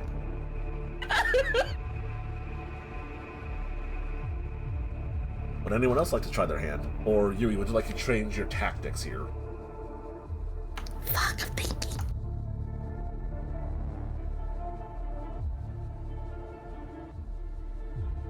If only Daddy Issues wasn't busy being topless over there, oh well. The walk is going to take long enough that you could easily shift your position in this sort of train of people to talk to him while you're on your way there. And no one's going to bat an eye. Like, So that's if- not true. I'll have a try when she's done. Okay. That's not true. Like, you only think that way because you don't love your dad enough. I don't love my dad enough after he makes me leave all my friends behind and travel halfway across the world so we could dig some holes in his stupid power armor bullshit. So he can play Votoms in the dirt in some nuked out shit town. I don't love my dad enough. No, you don't. Because if you do, you wouldn't be joining again. What's your problem, lady? You know what my problem is? Do you think this is a coincidence? Do you know your dad cried and begged for us to, like, come and find you because he's so scared something's gonna happen to you? Don't blow my cover, not us, not us. He No, he groans real hard and pinches both of his temples. Oh my god. Go ahead and roll me a persuasion. Yes. What Oh, the fuck? that's a 9. God. Oh my god, my dad is such a fucking narc. Ugh. Why does it keep getting lower and lower? Like, oh, You rolled, one, keep you rolled rolling 2 a natural one. ones on a d10 in a row. Oh my Ugh. god. Look, I don't know what shit tier Edge Runner's daddy paid for to get me to be a good boy now, but it's not gonna work. Your song was didn't cool, I pay. guess, but you should. No, he didn't What? pay. Bro, we ran into him like drinking his sorrow out. That's why I volunteered, because your dad, like, your whole situation remind me of my own situation. Roll me another persuasion. Oh my god, please don't fuck with me! Ah! Well, there you go. It was hard, but you rolled really good.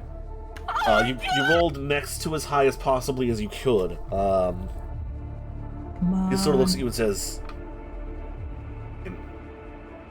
"Just doing this out of the kindness of your heart. You are fucking weird." Do I look like a good edge runner to you? No, I was just playing music, And then like I spotted him and he actually complimented my song. And then we start chatting and then he talks about you a lot. He talks about all the things that you used to do and like the music and the anime you like. Why the fuck do you think I play those medley songs? Shit. Well, it's too late anyway. I'm already joined the fucking game. I can't leave now. It's never too late. Also, going solo is cooler. It's mean you're stronger.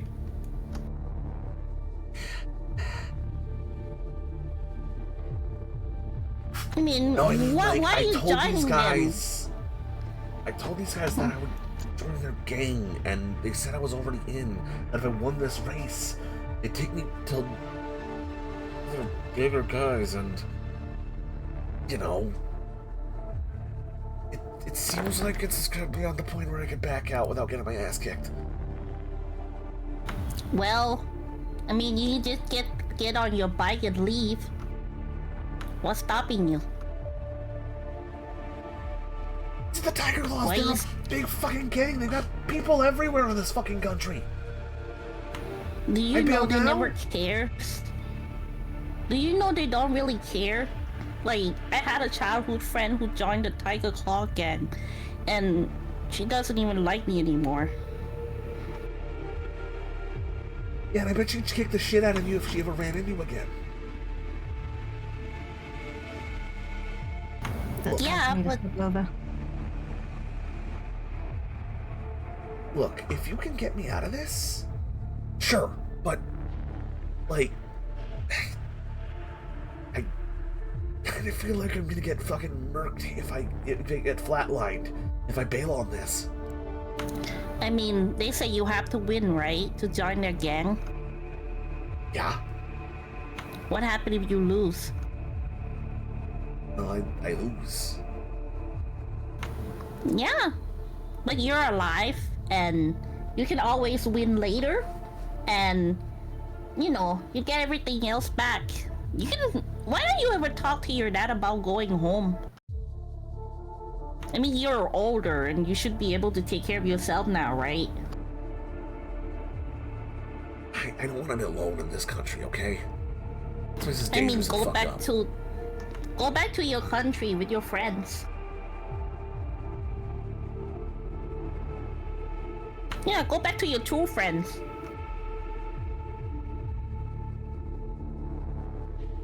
Sure, let's figure that out once we figure out me not getting my ass kicked here. Yeah, I don't know.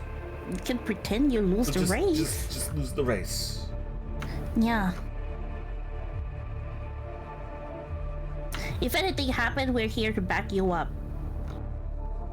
I mean, it's me. I'm kinda, you know.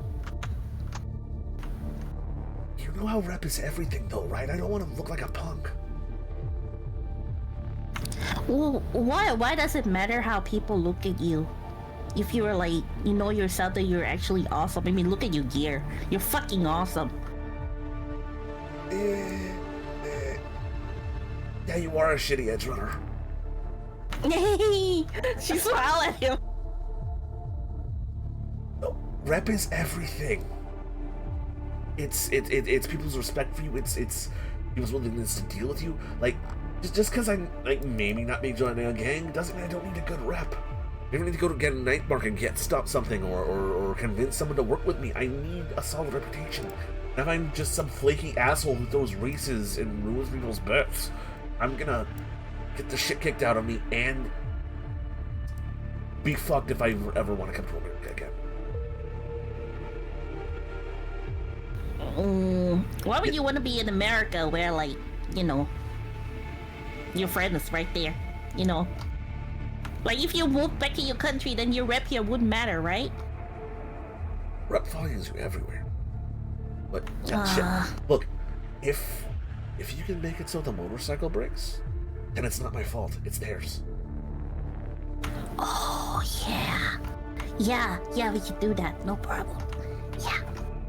Got it. I give him a thumbs up and a wink, and then I just scoot off to somewhere where I can negotiate with my super secret friends. I got Oh your yeah, back, easy as Sam. pie. Easiest pie. You just slip away and you can go talk to Ari or Marcus wherever. Yeah, I need to talk to Marcus. Marcus is do, better at this. I do a lip reading. If you want, you each have what's called an agent, which is basically a smartphone. You can effectively have a Discord call going. Okay. And have Yeah. have shared this conversation. Okay. You probably can see I'm streaming this, right? Honestly, still yeah, streaming? honestly. Alright. I'll just subtly indicate in the call that I'll take care of the bike. Because I'm gonna be near them, so.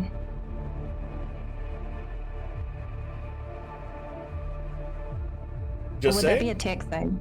I think Marcus I should is a do- tech, and Yeah, I think I Yeah. should be the one taking care of yeah, it. that I mean, It's I'll literally use an- like brute force, like just stab the tire subtly or something. yeah, that definitely be a But thing yeah, if you that want to do a could tech thing, But if you want to like sabotage the bike and make it seem like it was the bike's fault and not someone breaking the bike, that would definitely be a tech thing. yeah. All right, yep. I'll make a distraction then. I will be boobies. Oh, are we talking in Discord right now? I guess we're allowed. Yeah. You could have easily said that in character, like with your agents, by just like whispering, or if you have the internal agent upgrade just by thinking. But people are there's enough time people not directly paying attention to you that you could have physically come together and said it. Okay. So I will Alright. go over to the race area, starting line, declothe, and have my clothes as my flags, and do a little waving around to get people distracted for a second. Yeah. Marcus, people are more than distracted enough for you to make this. If you wanted to try and fuck with the bike, do you want to like blow the bike up? Do you want to just break it? Do you want to make it seem like it was a faulty, shitty bike? I'll just straight up break it. Make it not start. Oh. It goes. Okay. like that. Do we want him to not be able to race at all, or do we want him to lose the race so it breaks partway through? Because if we just forfeit the race, then they might say, oh, well, we'll get another bike or something. You're right. Could I just modify it so that it stops halfway through then? You can modify it depending on your role, and so this is going to set the difficulty. The more specific you get, the harder it gets, but the more you have control over what happens. So if you wanted to just randomly break a little way into the race, that can happen, but something else might happen. If you want it to specifically, like, for him to get, like, 20 feet away and for the bike to cataclysmically fall apart, you can make that happen. It might be a little harder. Would it be easy enough to have it just kind of be slowed? Like the bike can't get to full speed? Oh, absolutely. Yeah, That like, might be the safest way to do it, so it's not obvious that it's been tampered with. however you want to handle it. All right. Yeah, I'll do what Ari suggests and just make it slow down. Okay, give me a... It's going to be under technique, and it's going to be land vehicle tech. Land vehicle tech. Here you go. Okay, you managed to fuck with the engine in a way where after like a minute, this thing's gonna be pouring smoke, it's gonna slow down, and it's not gonna be able to get out of like first gear. So it'll be slow, it'll be sputtery, it'll be just kind of a broken piece of shit. But it'll still drive, and it doesn't look like someone came up and smashed it with a sledgehammer or some shit. All right. So you manage to put that together quickly, and then everyone gathers up and gets ready for the race to start. and the first like half a minute of gas starts playing. You know, that sort of. I'll just find the freaking song. Big devil. Let's go.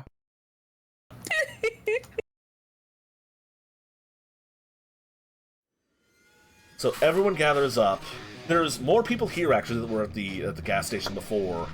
Spectators, a bunch of other people.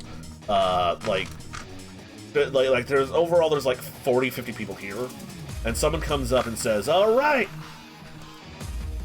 we got a race between the gangs and some new initiates and stuff." Da, da, da, da.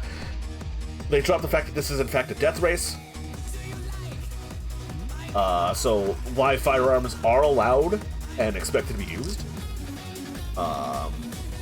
And everyone, there's this group of like 50, 60 people who are getting really hyped, who are getting ready to see these people drive all up and down the highway, firing guns and slashing at each other and shit. And everyone's getting really excited and pumped up.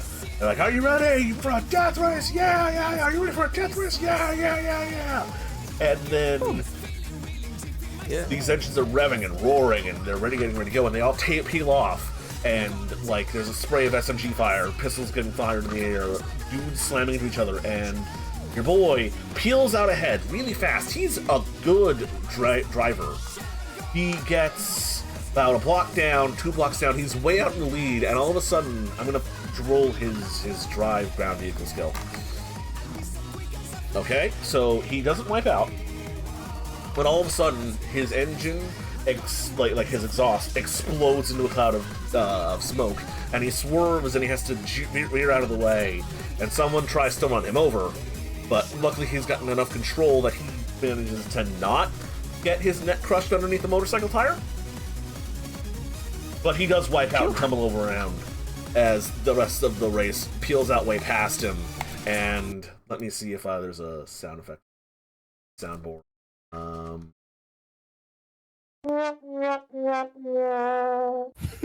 Unfortunately, the boy gets up, scuffed up, and like a little road burned, but still very much alive, thankfully, and booed and jeered at a little bit, but you know, mission successful. He's not dead. I'll run over to check on him. I'll go along. Shit. Same. Can I go along as well? You go over and check on him, and you know, he looks disappointed, and he looks a little like grumpy because you know he just ate shit pretty hard. But you know, he's alive. Oh, God. That was like, you fucking nearly died, man. Yeah, I did. Help him up. Fuck. You're fucking good at racing though, man. Jeez. Yeah, it's really what I mean. Dang. Dude. And where'd you learn all that? It's like some of that many good races like that, you know? I mean, mostly in the arcades. Holy shit. Oh yeah. Damn it. One of the Let's other get you Titan Claws something for come that. over. And just like, what the fuck happened? I thought you were supposed to be good at this shit. You tore ass the last time we saw you race. You better not have thrown this shit. And he has a quick exchange talking about like how fucked this motorcycle is. And he accuses them of sabotaging it to like win money or some shit. And like, it looks like shit's gonna get heated, but an older Tiger Claw just sort of like shakes his head in disdain for this younger guy. And this younger guy looks at him and says, "You better watch your back, motherfucker. This isn't over. Alright?" And just sort of sulks away. It's like...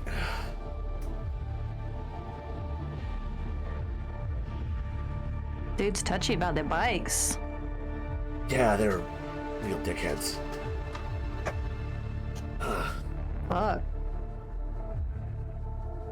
Glad you're safe. Wanna get out of here? Yes, I fucking do. I'm hungry. Alright. Sorry, go ahead.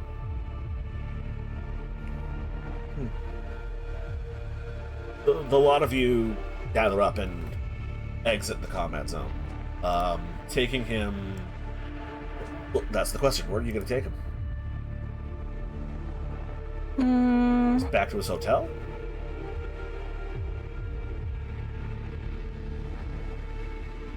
I don't think we have anywhere else to take him, do we? Yeah, we could take him back to his father. Before we Yeah, reach his take him to his father, hotel. like, I have his father's contact, right? When Yeah. we were... Okay, I gotta, like, tell his dad all the shit that I told him about his dad crying and begging and weeping, so his dad knows and play along.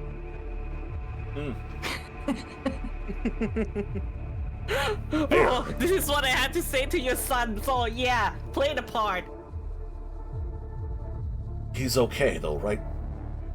Yeah, he's safe. A little bruisey in there. He fell off the bike, but he's safe. That is a relief to hear. Thank you very much. I don't suppose you've made any progress with your Militech contact in my team. Oh, we're taking care of that next. But yeah, just letting you know because we're about to send your son back to you. The hotel would be better. I'm at the lab. Oh, the hotel it is. Okay. Okay.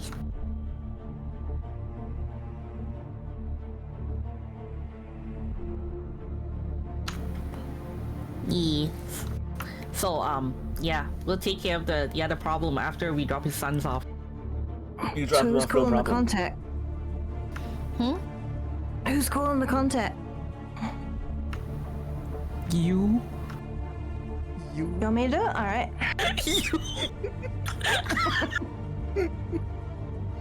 Guess I'm the mouth of this operation now. Here's the thing. You don't have the Militech contact's information. You're working through a fixer. Yeah. Dylan Myers. Contact the fixer. Okay, so you call Dylan. Talk to me. Mm-hmm. What's the situation? Right, so we can get him to come along, nice and peaceful like. We got a couple of snags to make sure that happen good, but it could work out nice for the employee, see. He wants his team come with him, and they want to, you know, snatch a few bits and bobs on his way out. So he doesn't want his team, you know, taking the fall for that. And I reckon we can get his old team to come. They can grab a few extra bits and bobs, you know what I mean? But they gotta have on the other side, you know. So, they willing to take his old team or just them? I can talk to the contact and see if they are willing to take the rest of his team, yes. It probably won't make He much... vouches for him. Of course. But it might take a little negotiation. Yeah, I I'll call believe you in you, back in Dylan. You can do about- it.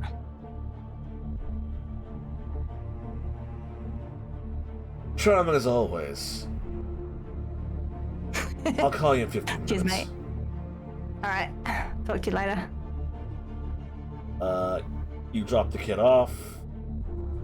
About 15 minutes later, Dylan calls you back. So, managed to work it out. They'll take the team, but you're going to have to do a little bit. They don't want anyone with a criminal record.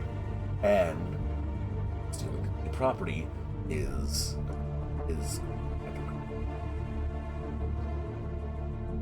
So how was they figuring he was gonna flip out with what they want then? they didn't care about him. Oh, but did we just get right? Welcome, Hi, Raiders. Minnie. Oh shit! Oh, Minnie.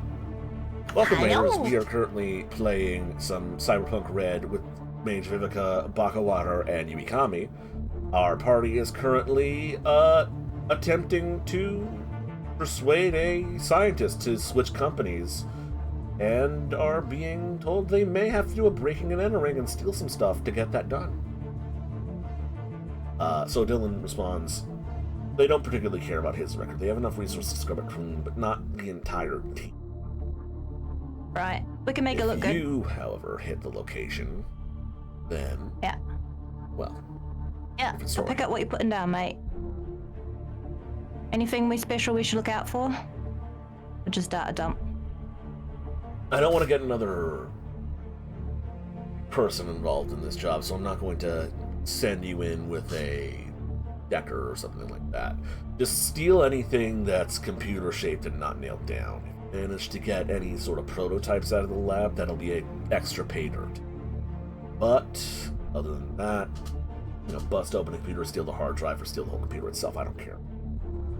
You got it, mate. Alright, Call me when it's done. will do. I'll have extraction waiting. He hangs up. Toodaloo.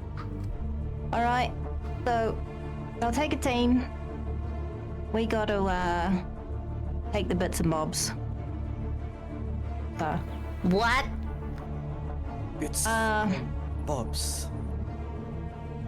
any prototypes, any hard drive, that sort of thing. We gotta make it look good. Look at it ain't an inside job. You don't want any of them implicated, you know what I mean? Yeah. Yeah. So, reckon what we do is, you two talk to a team. I'll hang back. I'll do the old actual breaking in. If you can make it so I'm less likely to die, maybe find some kind of tips about where the guards ain't gonna be. That'd be good. But we want them cleared out first. Can I get a translated version? Okay, so out of character.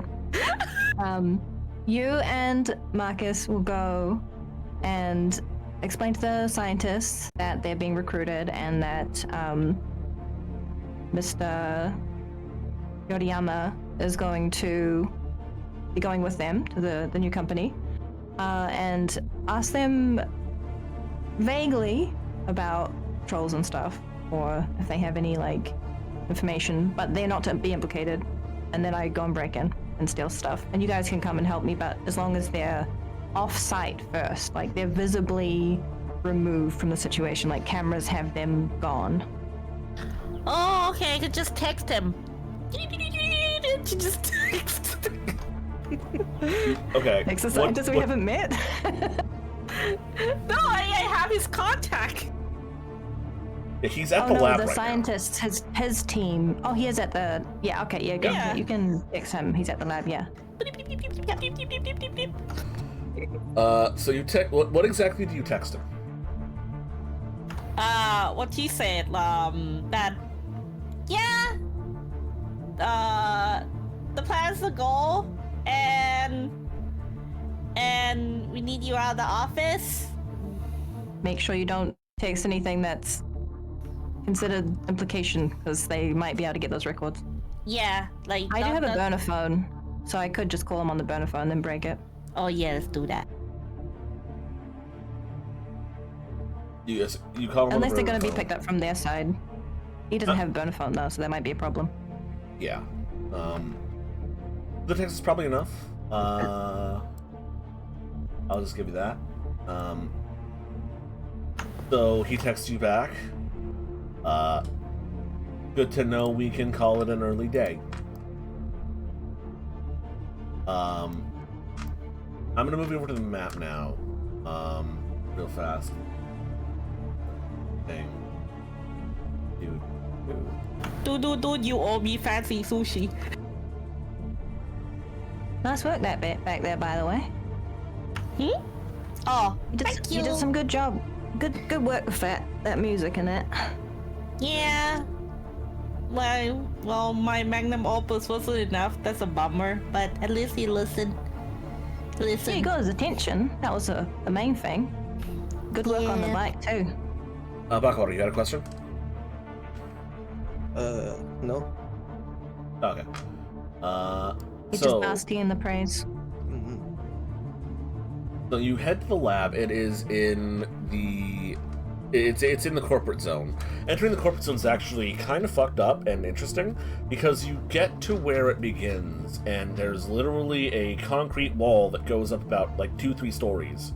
Actually, it's about half a story built into old abandoned buildings that have been knocked down or put up, and there's stairwells leading up to a literally raised up out off the ground part of the city, where there's just city put upon this like slightly higher platform. Like literally ascending out of the older, more ruined portions onto what is effectively a raised bit of terrain, where then it's all new modern construction, some of which is made to emulate the reclaimed portions of the city, but others are just big towering towers of glass and steel. So it's literal higher society. Yes. Yeah, we're on the plate above Slumtown. Yep. You're on Midgard Plate 3. And you walk around for a little bit, and it's night and day conditions in this place. Even though it's night out, you feel safe, and people would give you strange looks if you had anything bigger than a pocket knife out. There are police patrols pretty regularly, and it's clean. There's no signs of tagging or urban decay anywhere. It's almost like a Do I need to hide my weapon Disneyland somewhere? version of New York City.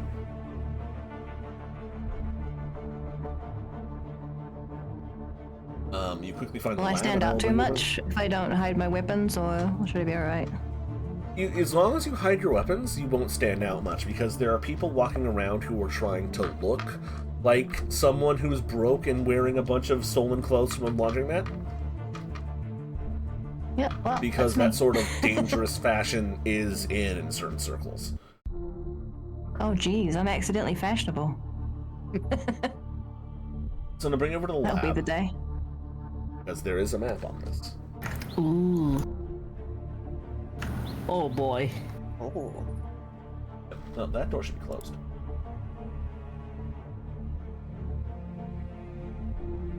So it's an office building. There's a fire escape around the side.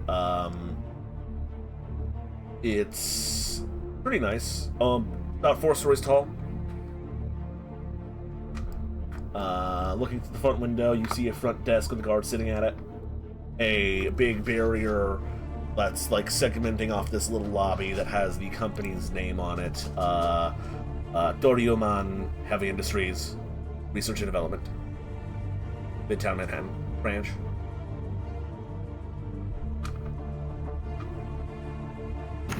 Oh boy.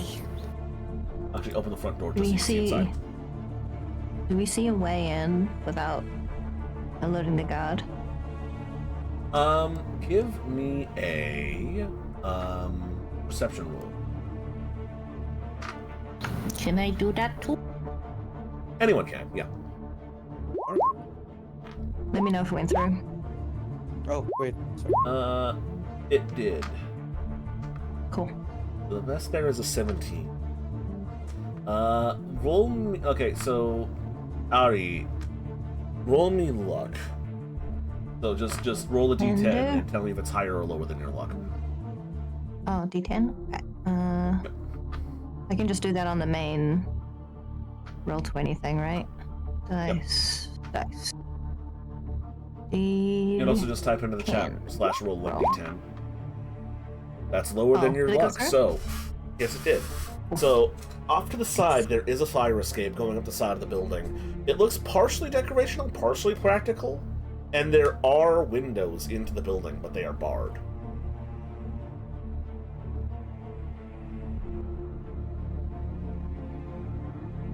They're not spaced enough that I could squeeze through, right? No, but I do have contortionist. oh, then maybe.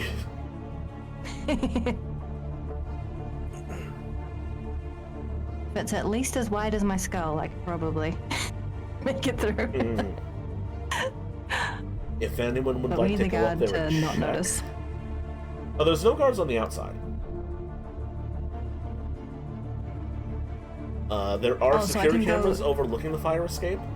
The fire escape is Have you seen one before?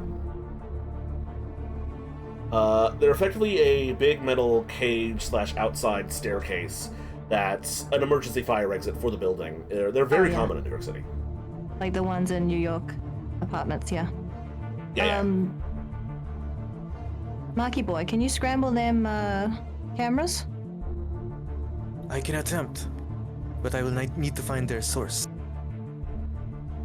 Actually, Alright. looking at them, they seem to be already off. Oh, nice. Did us a solid there. Alright, time to squeeze in. So, just checking, no one's going to, like, do a distraction, you're just going to... It's surprisingly well lit up here, and there is foot traffic. Would anyone like to make a distraction first, or...?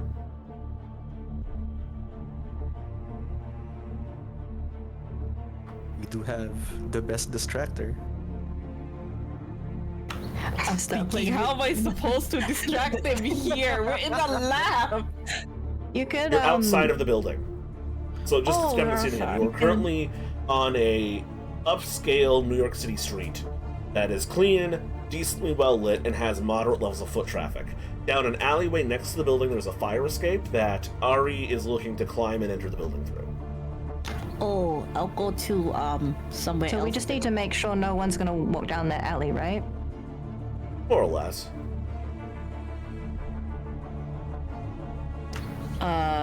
Does it seems like it is legal to set up like a music booth here? Or am I gonna get fined for it? Let's see here. Let's look under education. Do you have, I believe there's do you have bureaucracy trained? Oh no, I'm a dumbass. There's also an advanced skill for, like, legal stuff. Go ahead and roll me bureaucracy.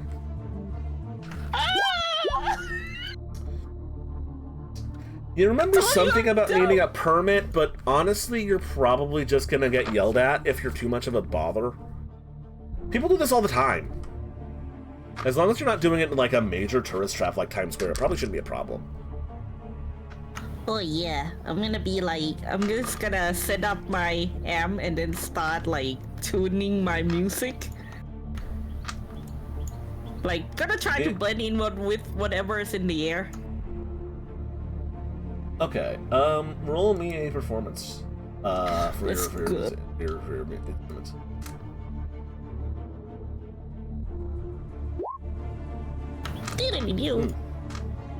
So you start playing some, like, you start playing your style of music, but, like, toned down 5 notches of flavor, so it becomes like this pseudo-corporate music that you'd hear in an elevator almost.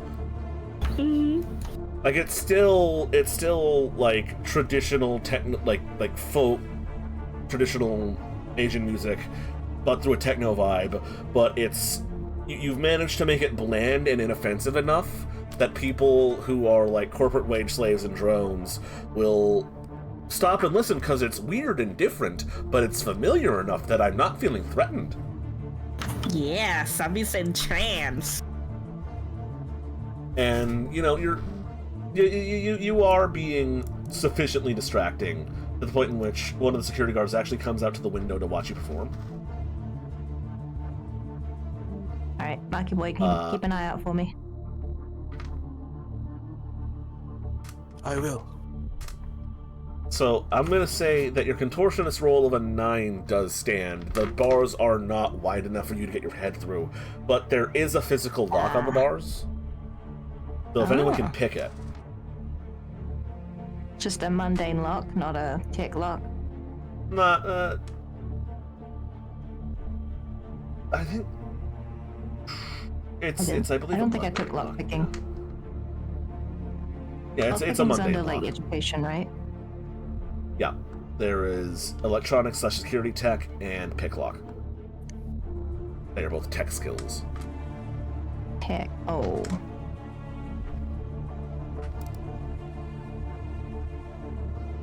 Oh. Oh, I do have it. I might not. do it, but let's try. Okay. The lock does not open. Okay. Right. Lucky boy, I need you. He goes He's over unlocked. Ari. Ah, this is simple. Watch and learn. Okay, can I do a basic oh no, not basic tech.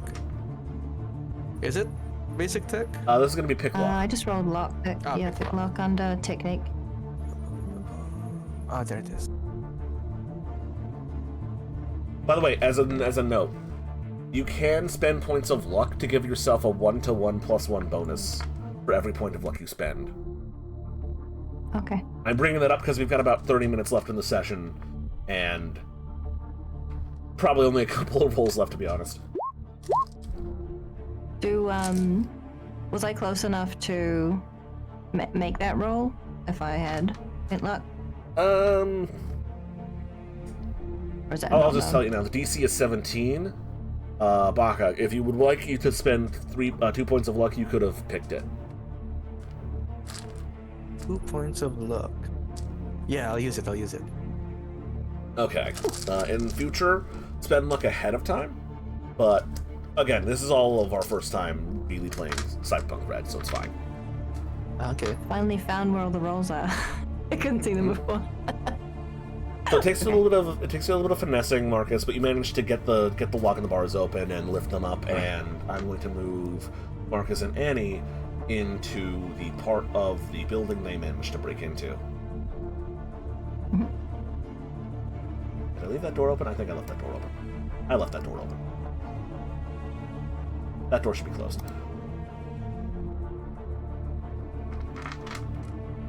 So back down on the street level, Ame, you are still Ameneko, you are still managing to have the local area pretty decently distracted.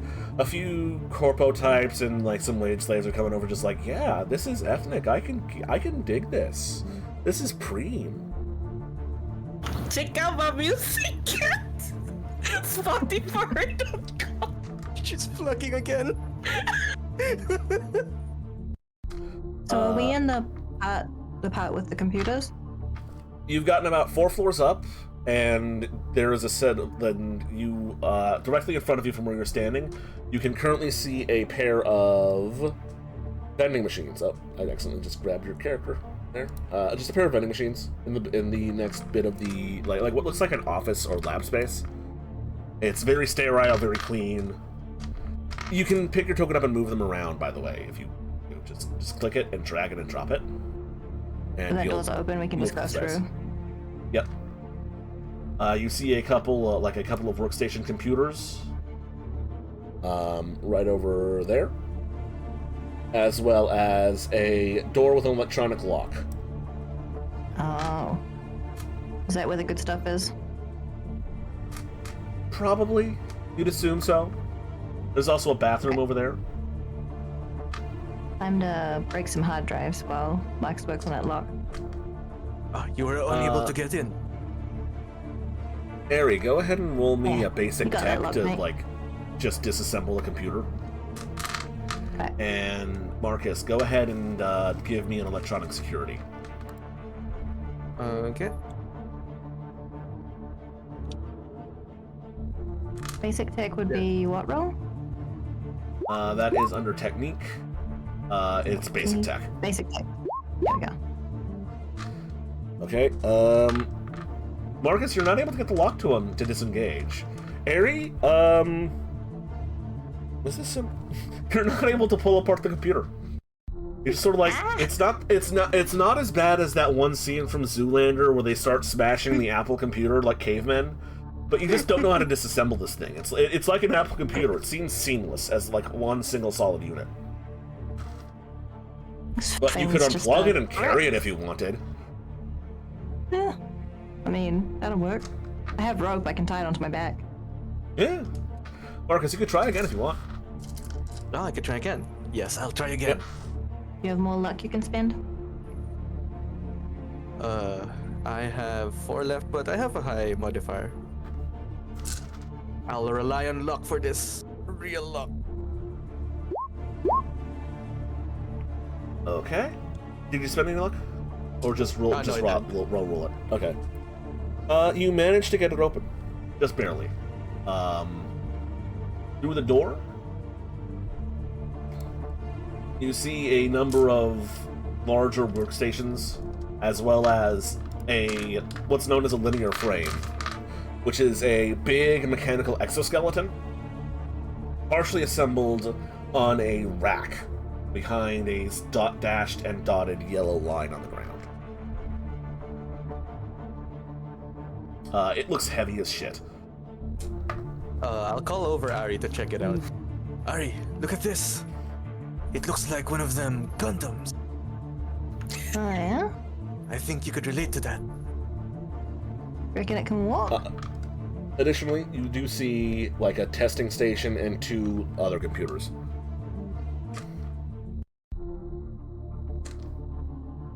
You figure out if that thing can walk. We'll put it on if it's gonna work. Oh, sorry, you cut off there. Oh, that exoskeleton, whatever it is. See if you can figure out if it's built enough that it's gonna be able to work. If I can walk it out of here. It looks heavy. I'll see what I can do. Is there anything I can do about that? Roll me a basic tech. Like obviously I can't carry it, but Basic tech? Yeah. Well, I try to find the thing for a linear frame. So it's a linear frame, and the ironic thing is, these things are designed to allow you to carry heavier stuff. It itself is rather heavy. It looks like it's not finished. Just from the looks of it, it's currently in some stage of development or construction. And maybe with some tinkering, you could get it to turn on and function. You'd kind of be loud stomping around in it, but, you know, a linear frame on its own is already worth a lot of money.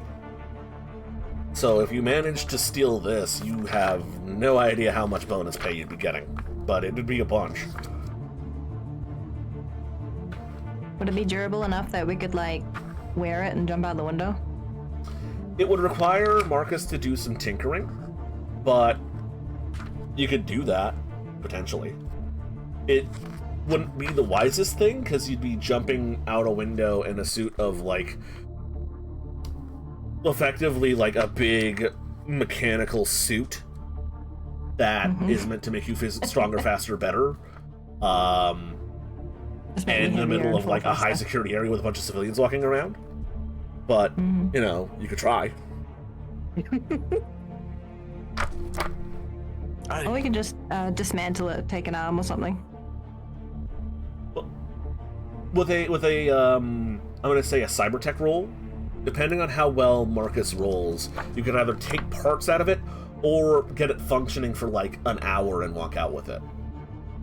It's just, I would require a stealth roll to not alert the guards once you have it on. You'd also be strong enough to probably carry out every computer in this room. Yeah, let's try it. I'm good at stealth. As long as it doesn't take tick to function it, like to use it. It'll take a cybernetics. I'm gonna say it's gonna take a cybertech roll okay. to Marcus will probably have to do it. to make it work. Oh, But after that, it's basic tech to just walk out with it. all right, you get it working. Okay. I'll just pile up the computers, I guess, next to it. Do I roll for cybertech? It is a skill underneath technique. Again, if you have luck to spend, this might be a good time for it, because it refreshes every session. Oh. Yeah, I'm gonna spend all my luck when I try and pilot it if it gets it working. Okay. How much do I have left again? 4. I'll use all 4. Okay, so this is at a +4. Yes, I added the +4 already. Cybertech roll. Cool. Oh no, that's a 15. Oh No. that is horrible. You didn't make it? Yeah, because the natural 1 minus 6. Yeah. That's a 13 actually. You're not able to turn it on. This is beyond your pay grade. You can't turn it on. You're afraid to even try to disassemble it because you might break it. Ari, it doesn't work. It's broken. I don't know how to use it. Let's just take some computers. Take vid of it. Take pics. Yeah, Marcus, if you want a basic... Actually, yeah, I think your basic tech is high enough that you can just disassemble these computers to get hard drives, no problem. Yeah, I'll try it on... Cool. That would help. Right I'll take pics of the exoskeleton while he gets the hard drives. Duly noted. As also a note, Amaneko, at this point in time, a cop has rolled up and is just like, okay, young lady, I'm not gonna fine you, you're not in trouble or anything. You're gonna have to stop playing that music here. This is, in fact, a private street. Do you have a permit? If you have a permit, you can play in the park about 2 blocks that way. Oh, thank you. Thank you. And then she's just gonna like walk really slowly towards the park. Okay, you have a nice day now. Should ask the cop to escort you to the park. Actually, is there a particular spot? Should I play in the park? Roll me persuasion. Actually, roll me conversation, just to see how much of this guy's time you waste. Okay, let's see. So just like asking questions and stuff. Okay, you bought like another 10 minutes of just like asking inane questions. I look to this board cute cop. while doing it. Yep. That's enough time for Marcus to disassemble these computers and pull out the hard drives. Question, do you want to steal anything, other parts out of these computers besides just the hard drives? Because they're nice computers. Marky boy, anything else in here worth anything?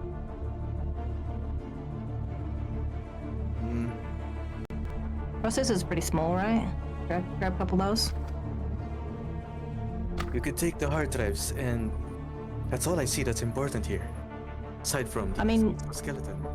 We can sell, the high quality computers, right? We can just sell like the computer brains, what they're called, processor, whatever. We could. Yeah, let's grab some of those. Question, Marcus, did you want to steal more expensive parts out of this, or just get the hard drives? Yeah, it's a good idea to take those more expensive parts. Then rolling basic tech real fast. Son of bitch. Yeah, it would have been a good idea if you hadn't broken most of them. You got the hard drives, so the thing you came here for, you got, but you kind of did the Zoolander thing I mentioned earlier. They're broken. Where you just sort of CPUs fried, graphics cards wasted, power supplies shorted. It's a good thing you took the CPUs out first. Can we hear that the music has stopped? Absolutely, yes. Okay, so I was gonna go and break the vending machine, but I'm not gonna chance it. Right. Do you want to rob the vending machine? No, the music stopped. It's time to go home. Just one last roll, please give me a stealth between the two of you to see how quietly you manage to extract. Because you don't have an active distraction at the moment. That is in body, okay. I'm gonna throw all my luck into this too. Oh! Oh. How much luck is that? Ari? How much luck do you get per session? 6? It's your luck stat. My luck stat. I think it's 6. Let me check. Look. Yeah, 6. Okay, so that's gonna end up as a -3 instead of a -9. I don't know, yeah, -3 instead of a -9. Because wow, that was almost the worst botch possible. Oh wow. So as you're scaling as you go onto the fire escape, a security guard happens to come up the stairwell as you two are climbing out the window. They spot you as you're coming up, as they're going up the opposite direction, and they just they stand there staunch still for a second, looking right at you. Clearly like deer in the headlights style. I just pull out a rag and be like, "What, you ain't seen a cleaner before?" Roll me deception. Okay. I believe that's a social. I believe it's just straight up deception. Social. Deception. I don't see it under social. Roll me performance acting. I remember that being a thing. Lying is. He goes for his gun. Like, you see him reaching for his handgun on his side.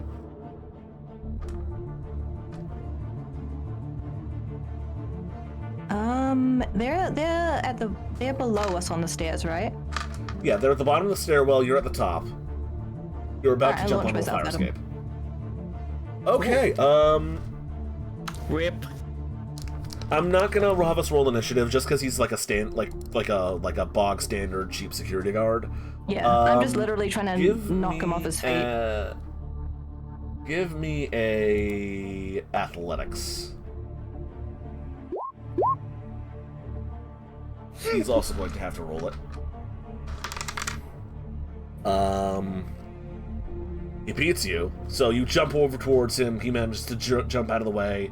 You're here too, Marcus. You see what's going on. What do you do? He can't dodge twice. He can't dodge twice. I attempt to drop kick him as well while he's phased. Okay, you're gonna try to drop kick him from like a floor up. By the way, I'm changing the music. Yes. Do you have any techie things you can do, Brainbox? I didn't bring anything with me. I have a gun, but it'll make too much sound. You don't have a silencer? Oh wait. Actually, could I undo that? You haven't rolled yet, so you can say whatever you'd like to say. Or change your strategy. I do have with me. Where's that? I mean, I am at his feet, so next time I can act, I can stab I do him. have with me a flashbang grenade. Ooh. You hate me, don't you? Oh my god. Would you? Carry me out of Okay. here. Question: Do you want to throw a flashbang at this man, or try to just punch, like knock him out?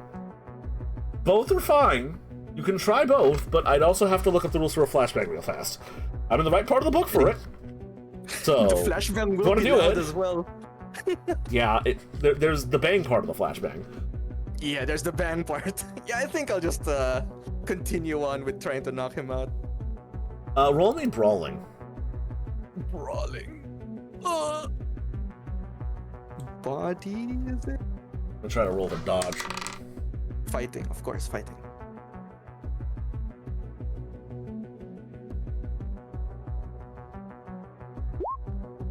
Okay.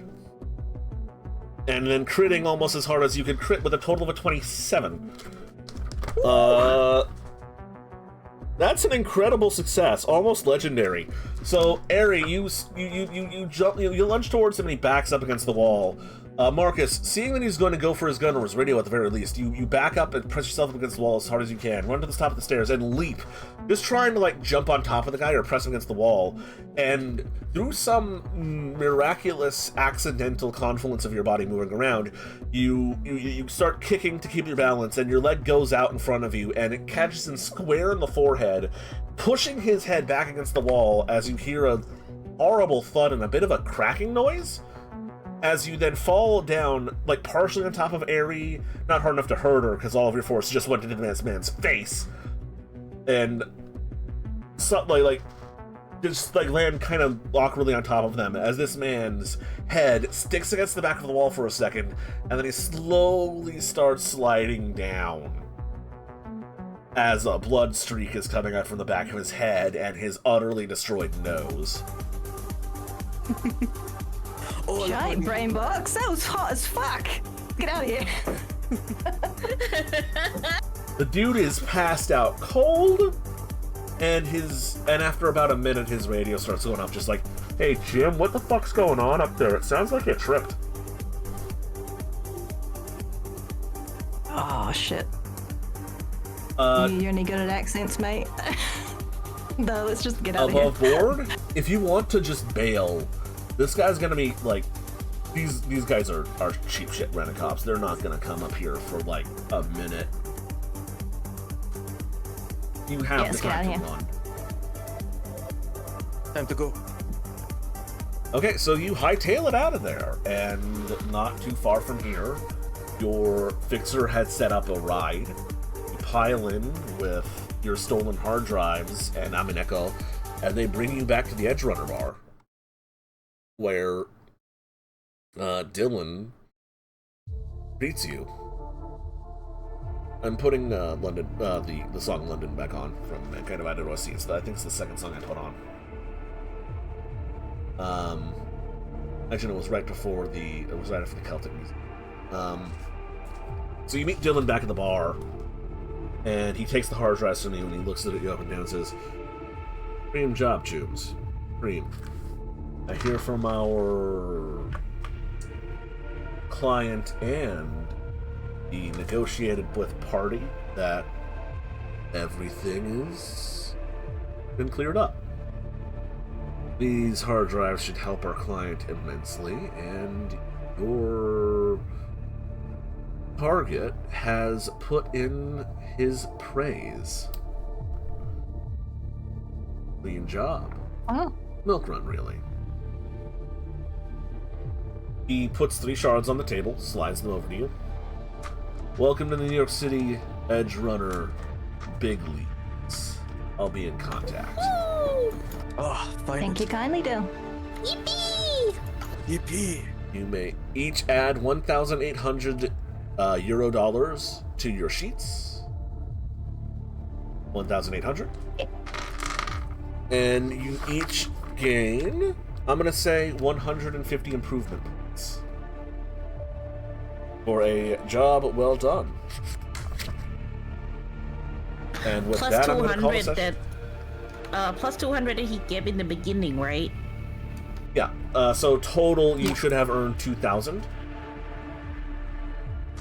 The 200 advance and now the 180 at the end. Oh yeah. We did it! You did it! Yay! Let's say, lucky boy.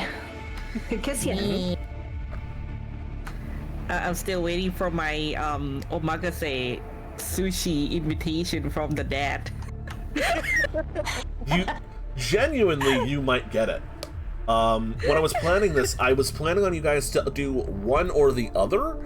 You didn't negotiate with him when he told you about his problems. You just decided to do both. So you have Just that good. You have one very pleased scientist who you can all add as a contact if you would like. Oh yeah! Yeah, if Send you would like him to add my a friend. demo. Yeah, if you'd like to add a friend, Dr. Yoriyama can be added as a friend. Do I get his son as a friend too? He tries to add you on 2055's version of Facebook. Oh yeah! Yep. Job well done. Yes. Between now and next week, I'm going to give you guys 2 options of missions. Actually, would you like to hear your options of missions now or in private? Sure. Yeah, sure. Now it's fine. Okay, I'll give you the titles and a brief description. The first mission option is called The Unbreakable Bastard. A member of a corporate a corpo type has a family member who's just being an idiot. They are used to they got them a job, something boring that they can't mess up, security job in a secure lab, and then the idiot walked off with a bunch of prototype gear to become an edge runner. It's your job to get the gear back. And that's the mission, The Unbreakable Bastard. The other mission option is Operation Stomped Lego. Operation Stomped Lego, you are protecting a gold bullion Lego brick for the Lego Corporation as it speeds towards a special promotional sale in Times Square. And there will be scalpers attempting to hijack the trucks. So you don't have to decide which one you want to do now. I'll probably put up a vote for it in our Discord. But that will be... One of those two will be our mission for next week. One certainly sounds more deadly than the other. Yeah. I mean, one of them, some jackass is running around with prototype weapons trying to be an edge runner, and you have to get them back. The other one, you're gonna go road warrior for Legos. Yeah. Oh boy. Escorting a giant target. Yeah. Lego. We can discuss with OP too. Yep. There'll be a poll about it. Decide over the case of the week. But for right now, hi chat. I'm gonna talk to you again. And hi, I'm not doing a hectic voice right now because I was DMing. Fuck it. So I would like to thank you all for showing up and dropping subs and follows and stuff. I really appreciate it. It's so nice. I've been wanting to DM on Twitch since before I was a YouTuber, and this was the goal, basically. And to that extent, I also must thank my lovely players. Starting with Vivica going down the line. Where can they find you, and do you want to plug your shit? You can find me at twitch.tv/MageVivica. I may not be streaming too much the week after next because I'm adopting a kitten. But Monday, Tuesday, I'll be streaming video games, probably Sekiro and Spider-Man. I also have a little weekly series, 2-minute video that I release on Mondays called The Weekly Buff about different mental health topics. And I do take suggestions for topics for that as well. I'm on number 101, so there's probably something interesting in one of the hundreds. Yeah, I'd love to see you there. Yeah. Blackwater, you're next. Hi, I'm Bakawater. I'm also a VTuber. Currently, I am very busy with real life stuff, but by next week, I'll be back to normal streaming. You can catch me at twitch.tv/Bakawater. You can expect mostly just funny games that I find on the internet and horror games. Bakawater is so good. Please follow him. He's the best. He's so underrated. Please follow him. Yeah, that's true. He's Agreed. super funny. Thanks, guys. I always have fun at his streams.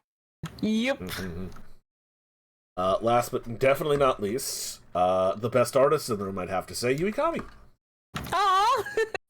Yeah, thank you so much for your game. It's amazing. It's an honor that you consider me playing in your game. I'm Yui Kami. You can find me in twitch.tv/Yui Kami. I have a debut and an anniversary celebration coming on August 20th. There's gonna be like tons of art giveaway and stuff, like basically appreciating everybody who helped me. So yeah, thank you so The much. model looks amazing. Check her out. Yeah. Speaking of new models, Vivica also debuted a new model with her re-debut last week. So check both of them out. Yeah. They are so good. Their model's so nice. Yeah. Hop here. Thank you. And thank you so Anyway, much I'm for gonna DMing. send- I know it's so much fun. Ah, yeah.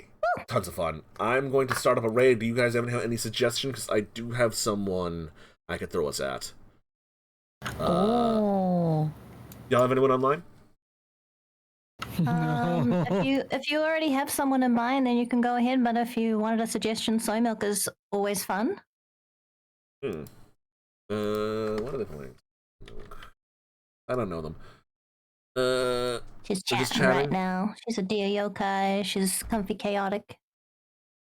Okay, you know, in the spirit of role playing games, I'm gonna roll a d10. Odd, I'm gonna choose soy milk. Even, I'm gonna choose let's see here. They are Grizznibble Grumble, a goblin that I know. Let's go. It is even. I believe I said that would be goblin time. Goblins! Yeah. Yes, let's go! Goblin. Right, so, thank you so much for coming on, everybody. I appreciate my players. I appreciate all your viewers. It's been good times. You know me and stuff. Next stream will be Sunday, which is tomorrow, and XCOM, so check that out. Bye! Bye. Bye!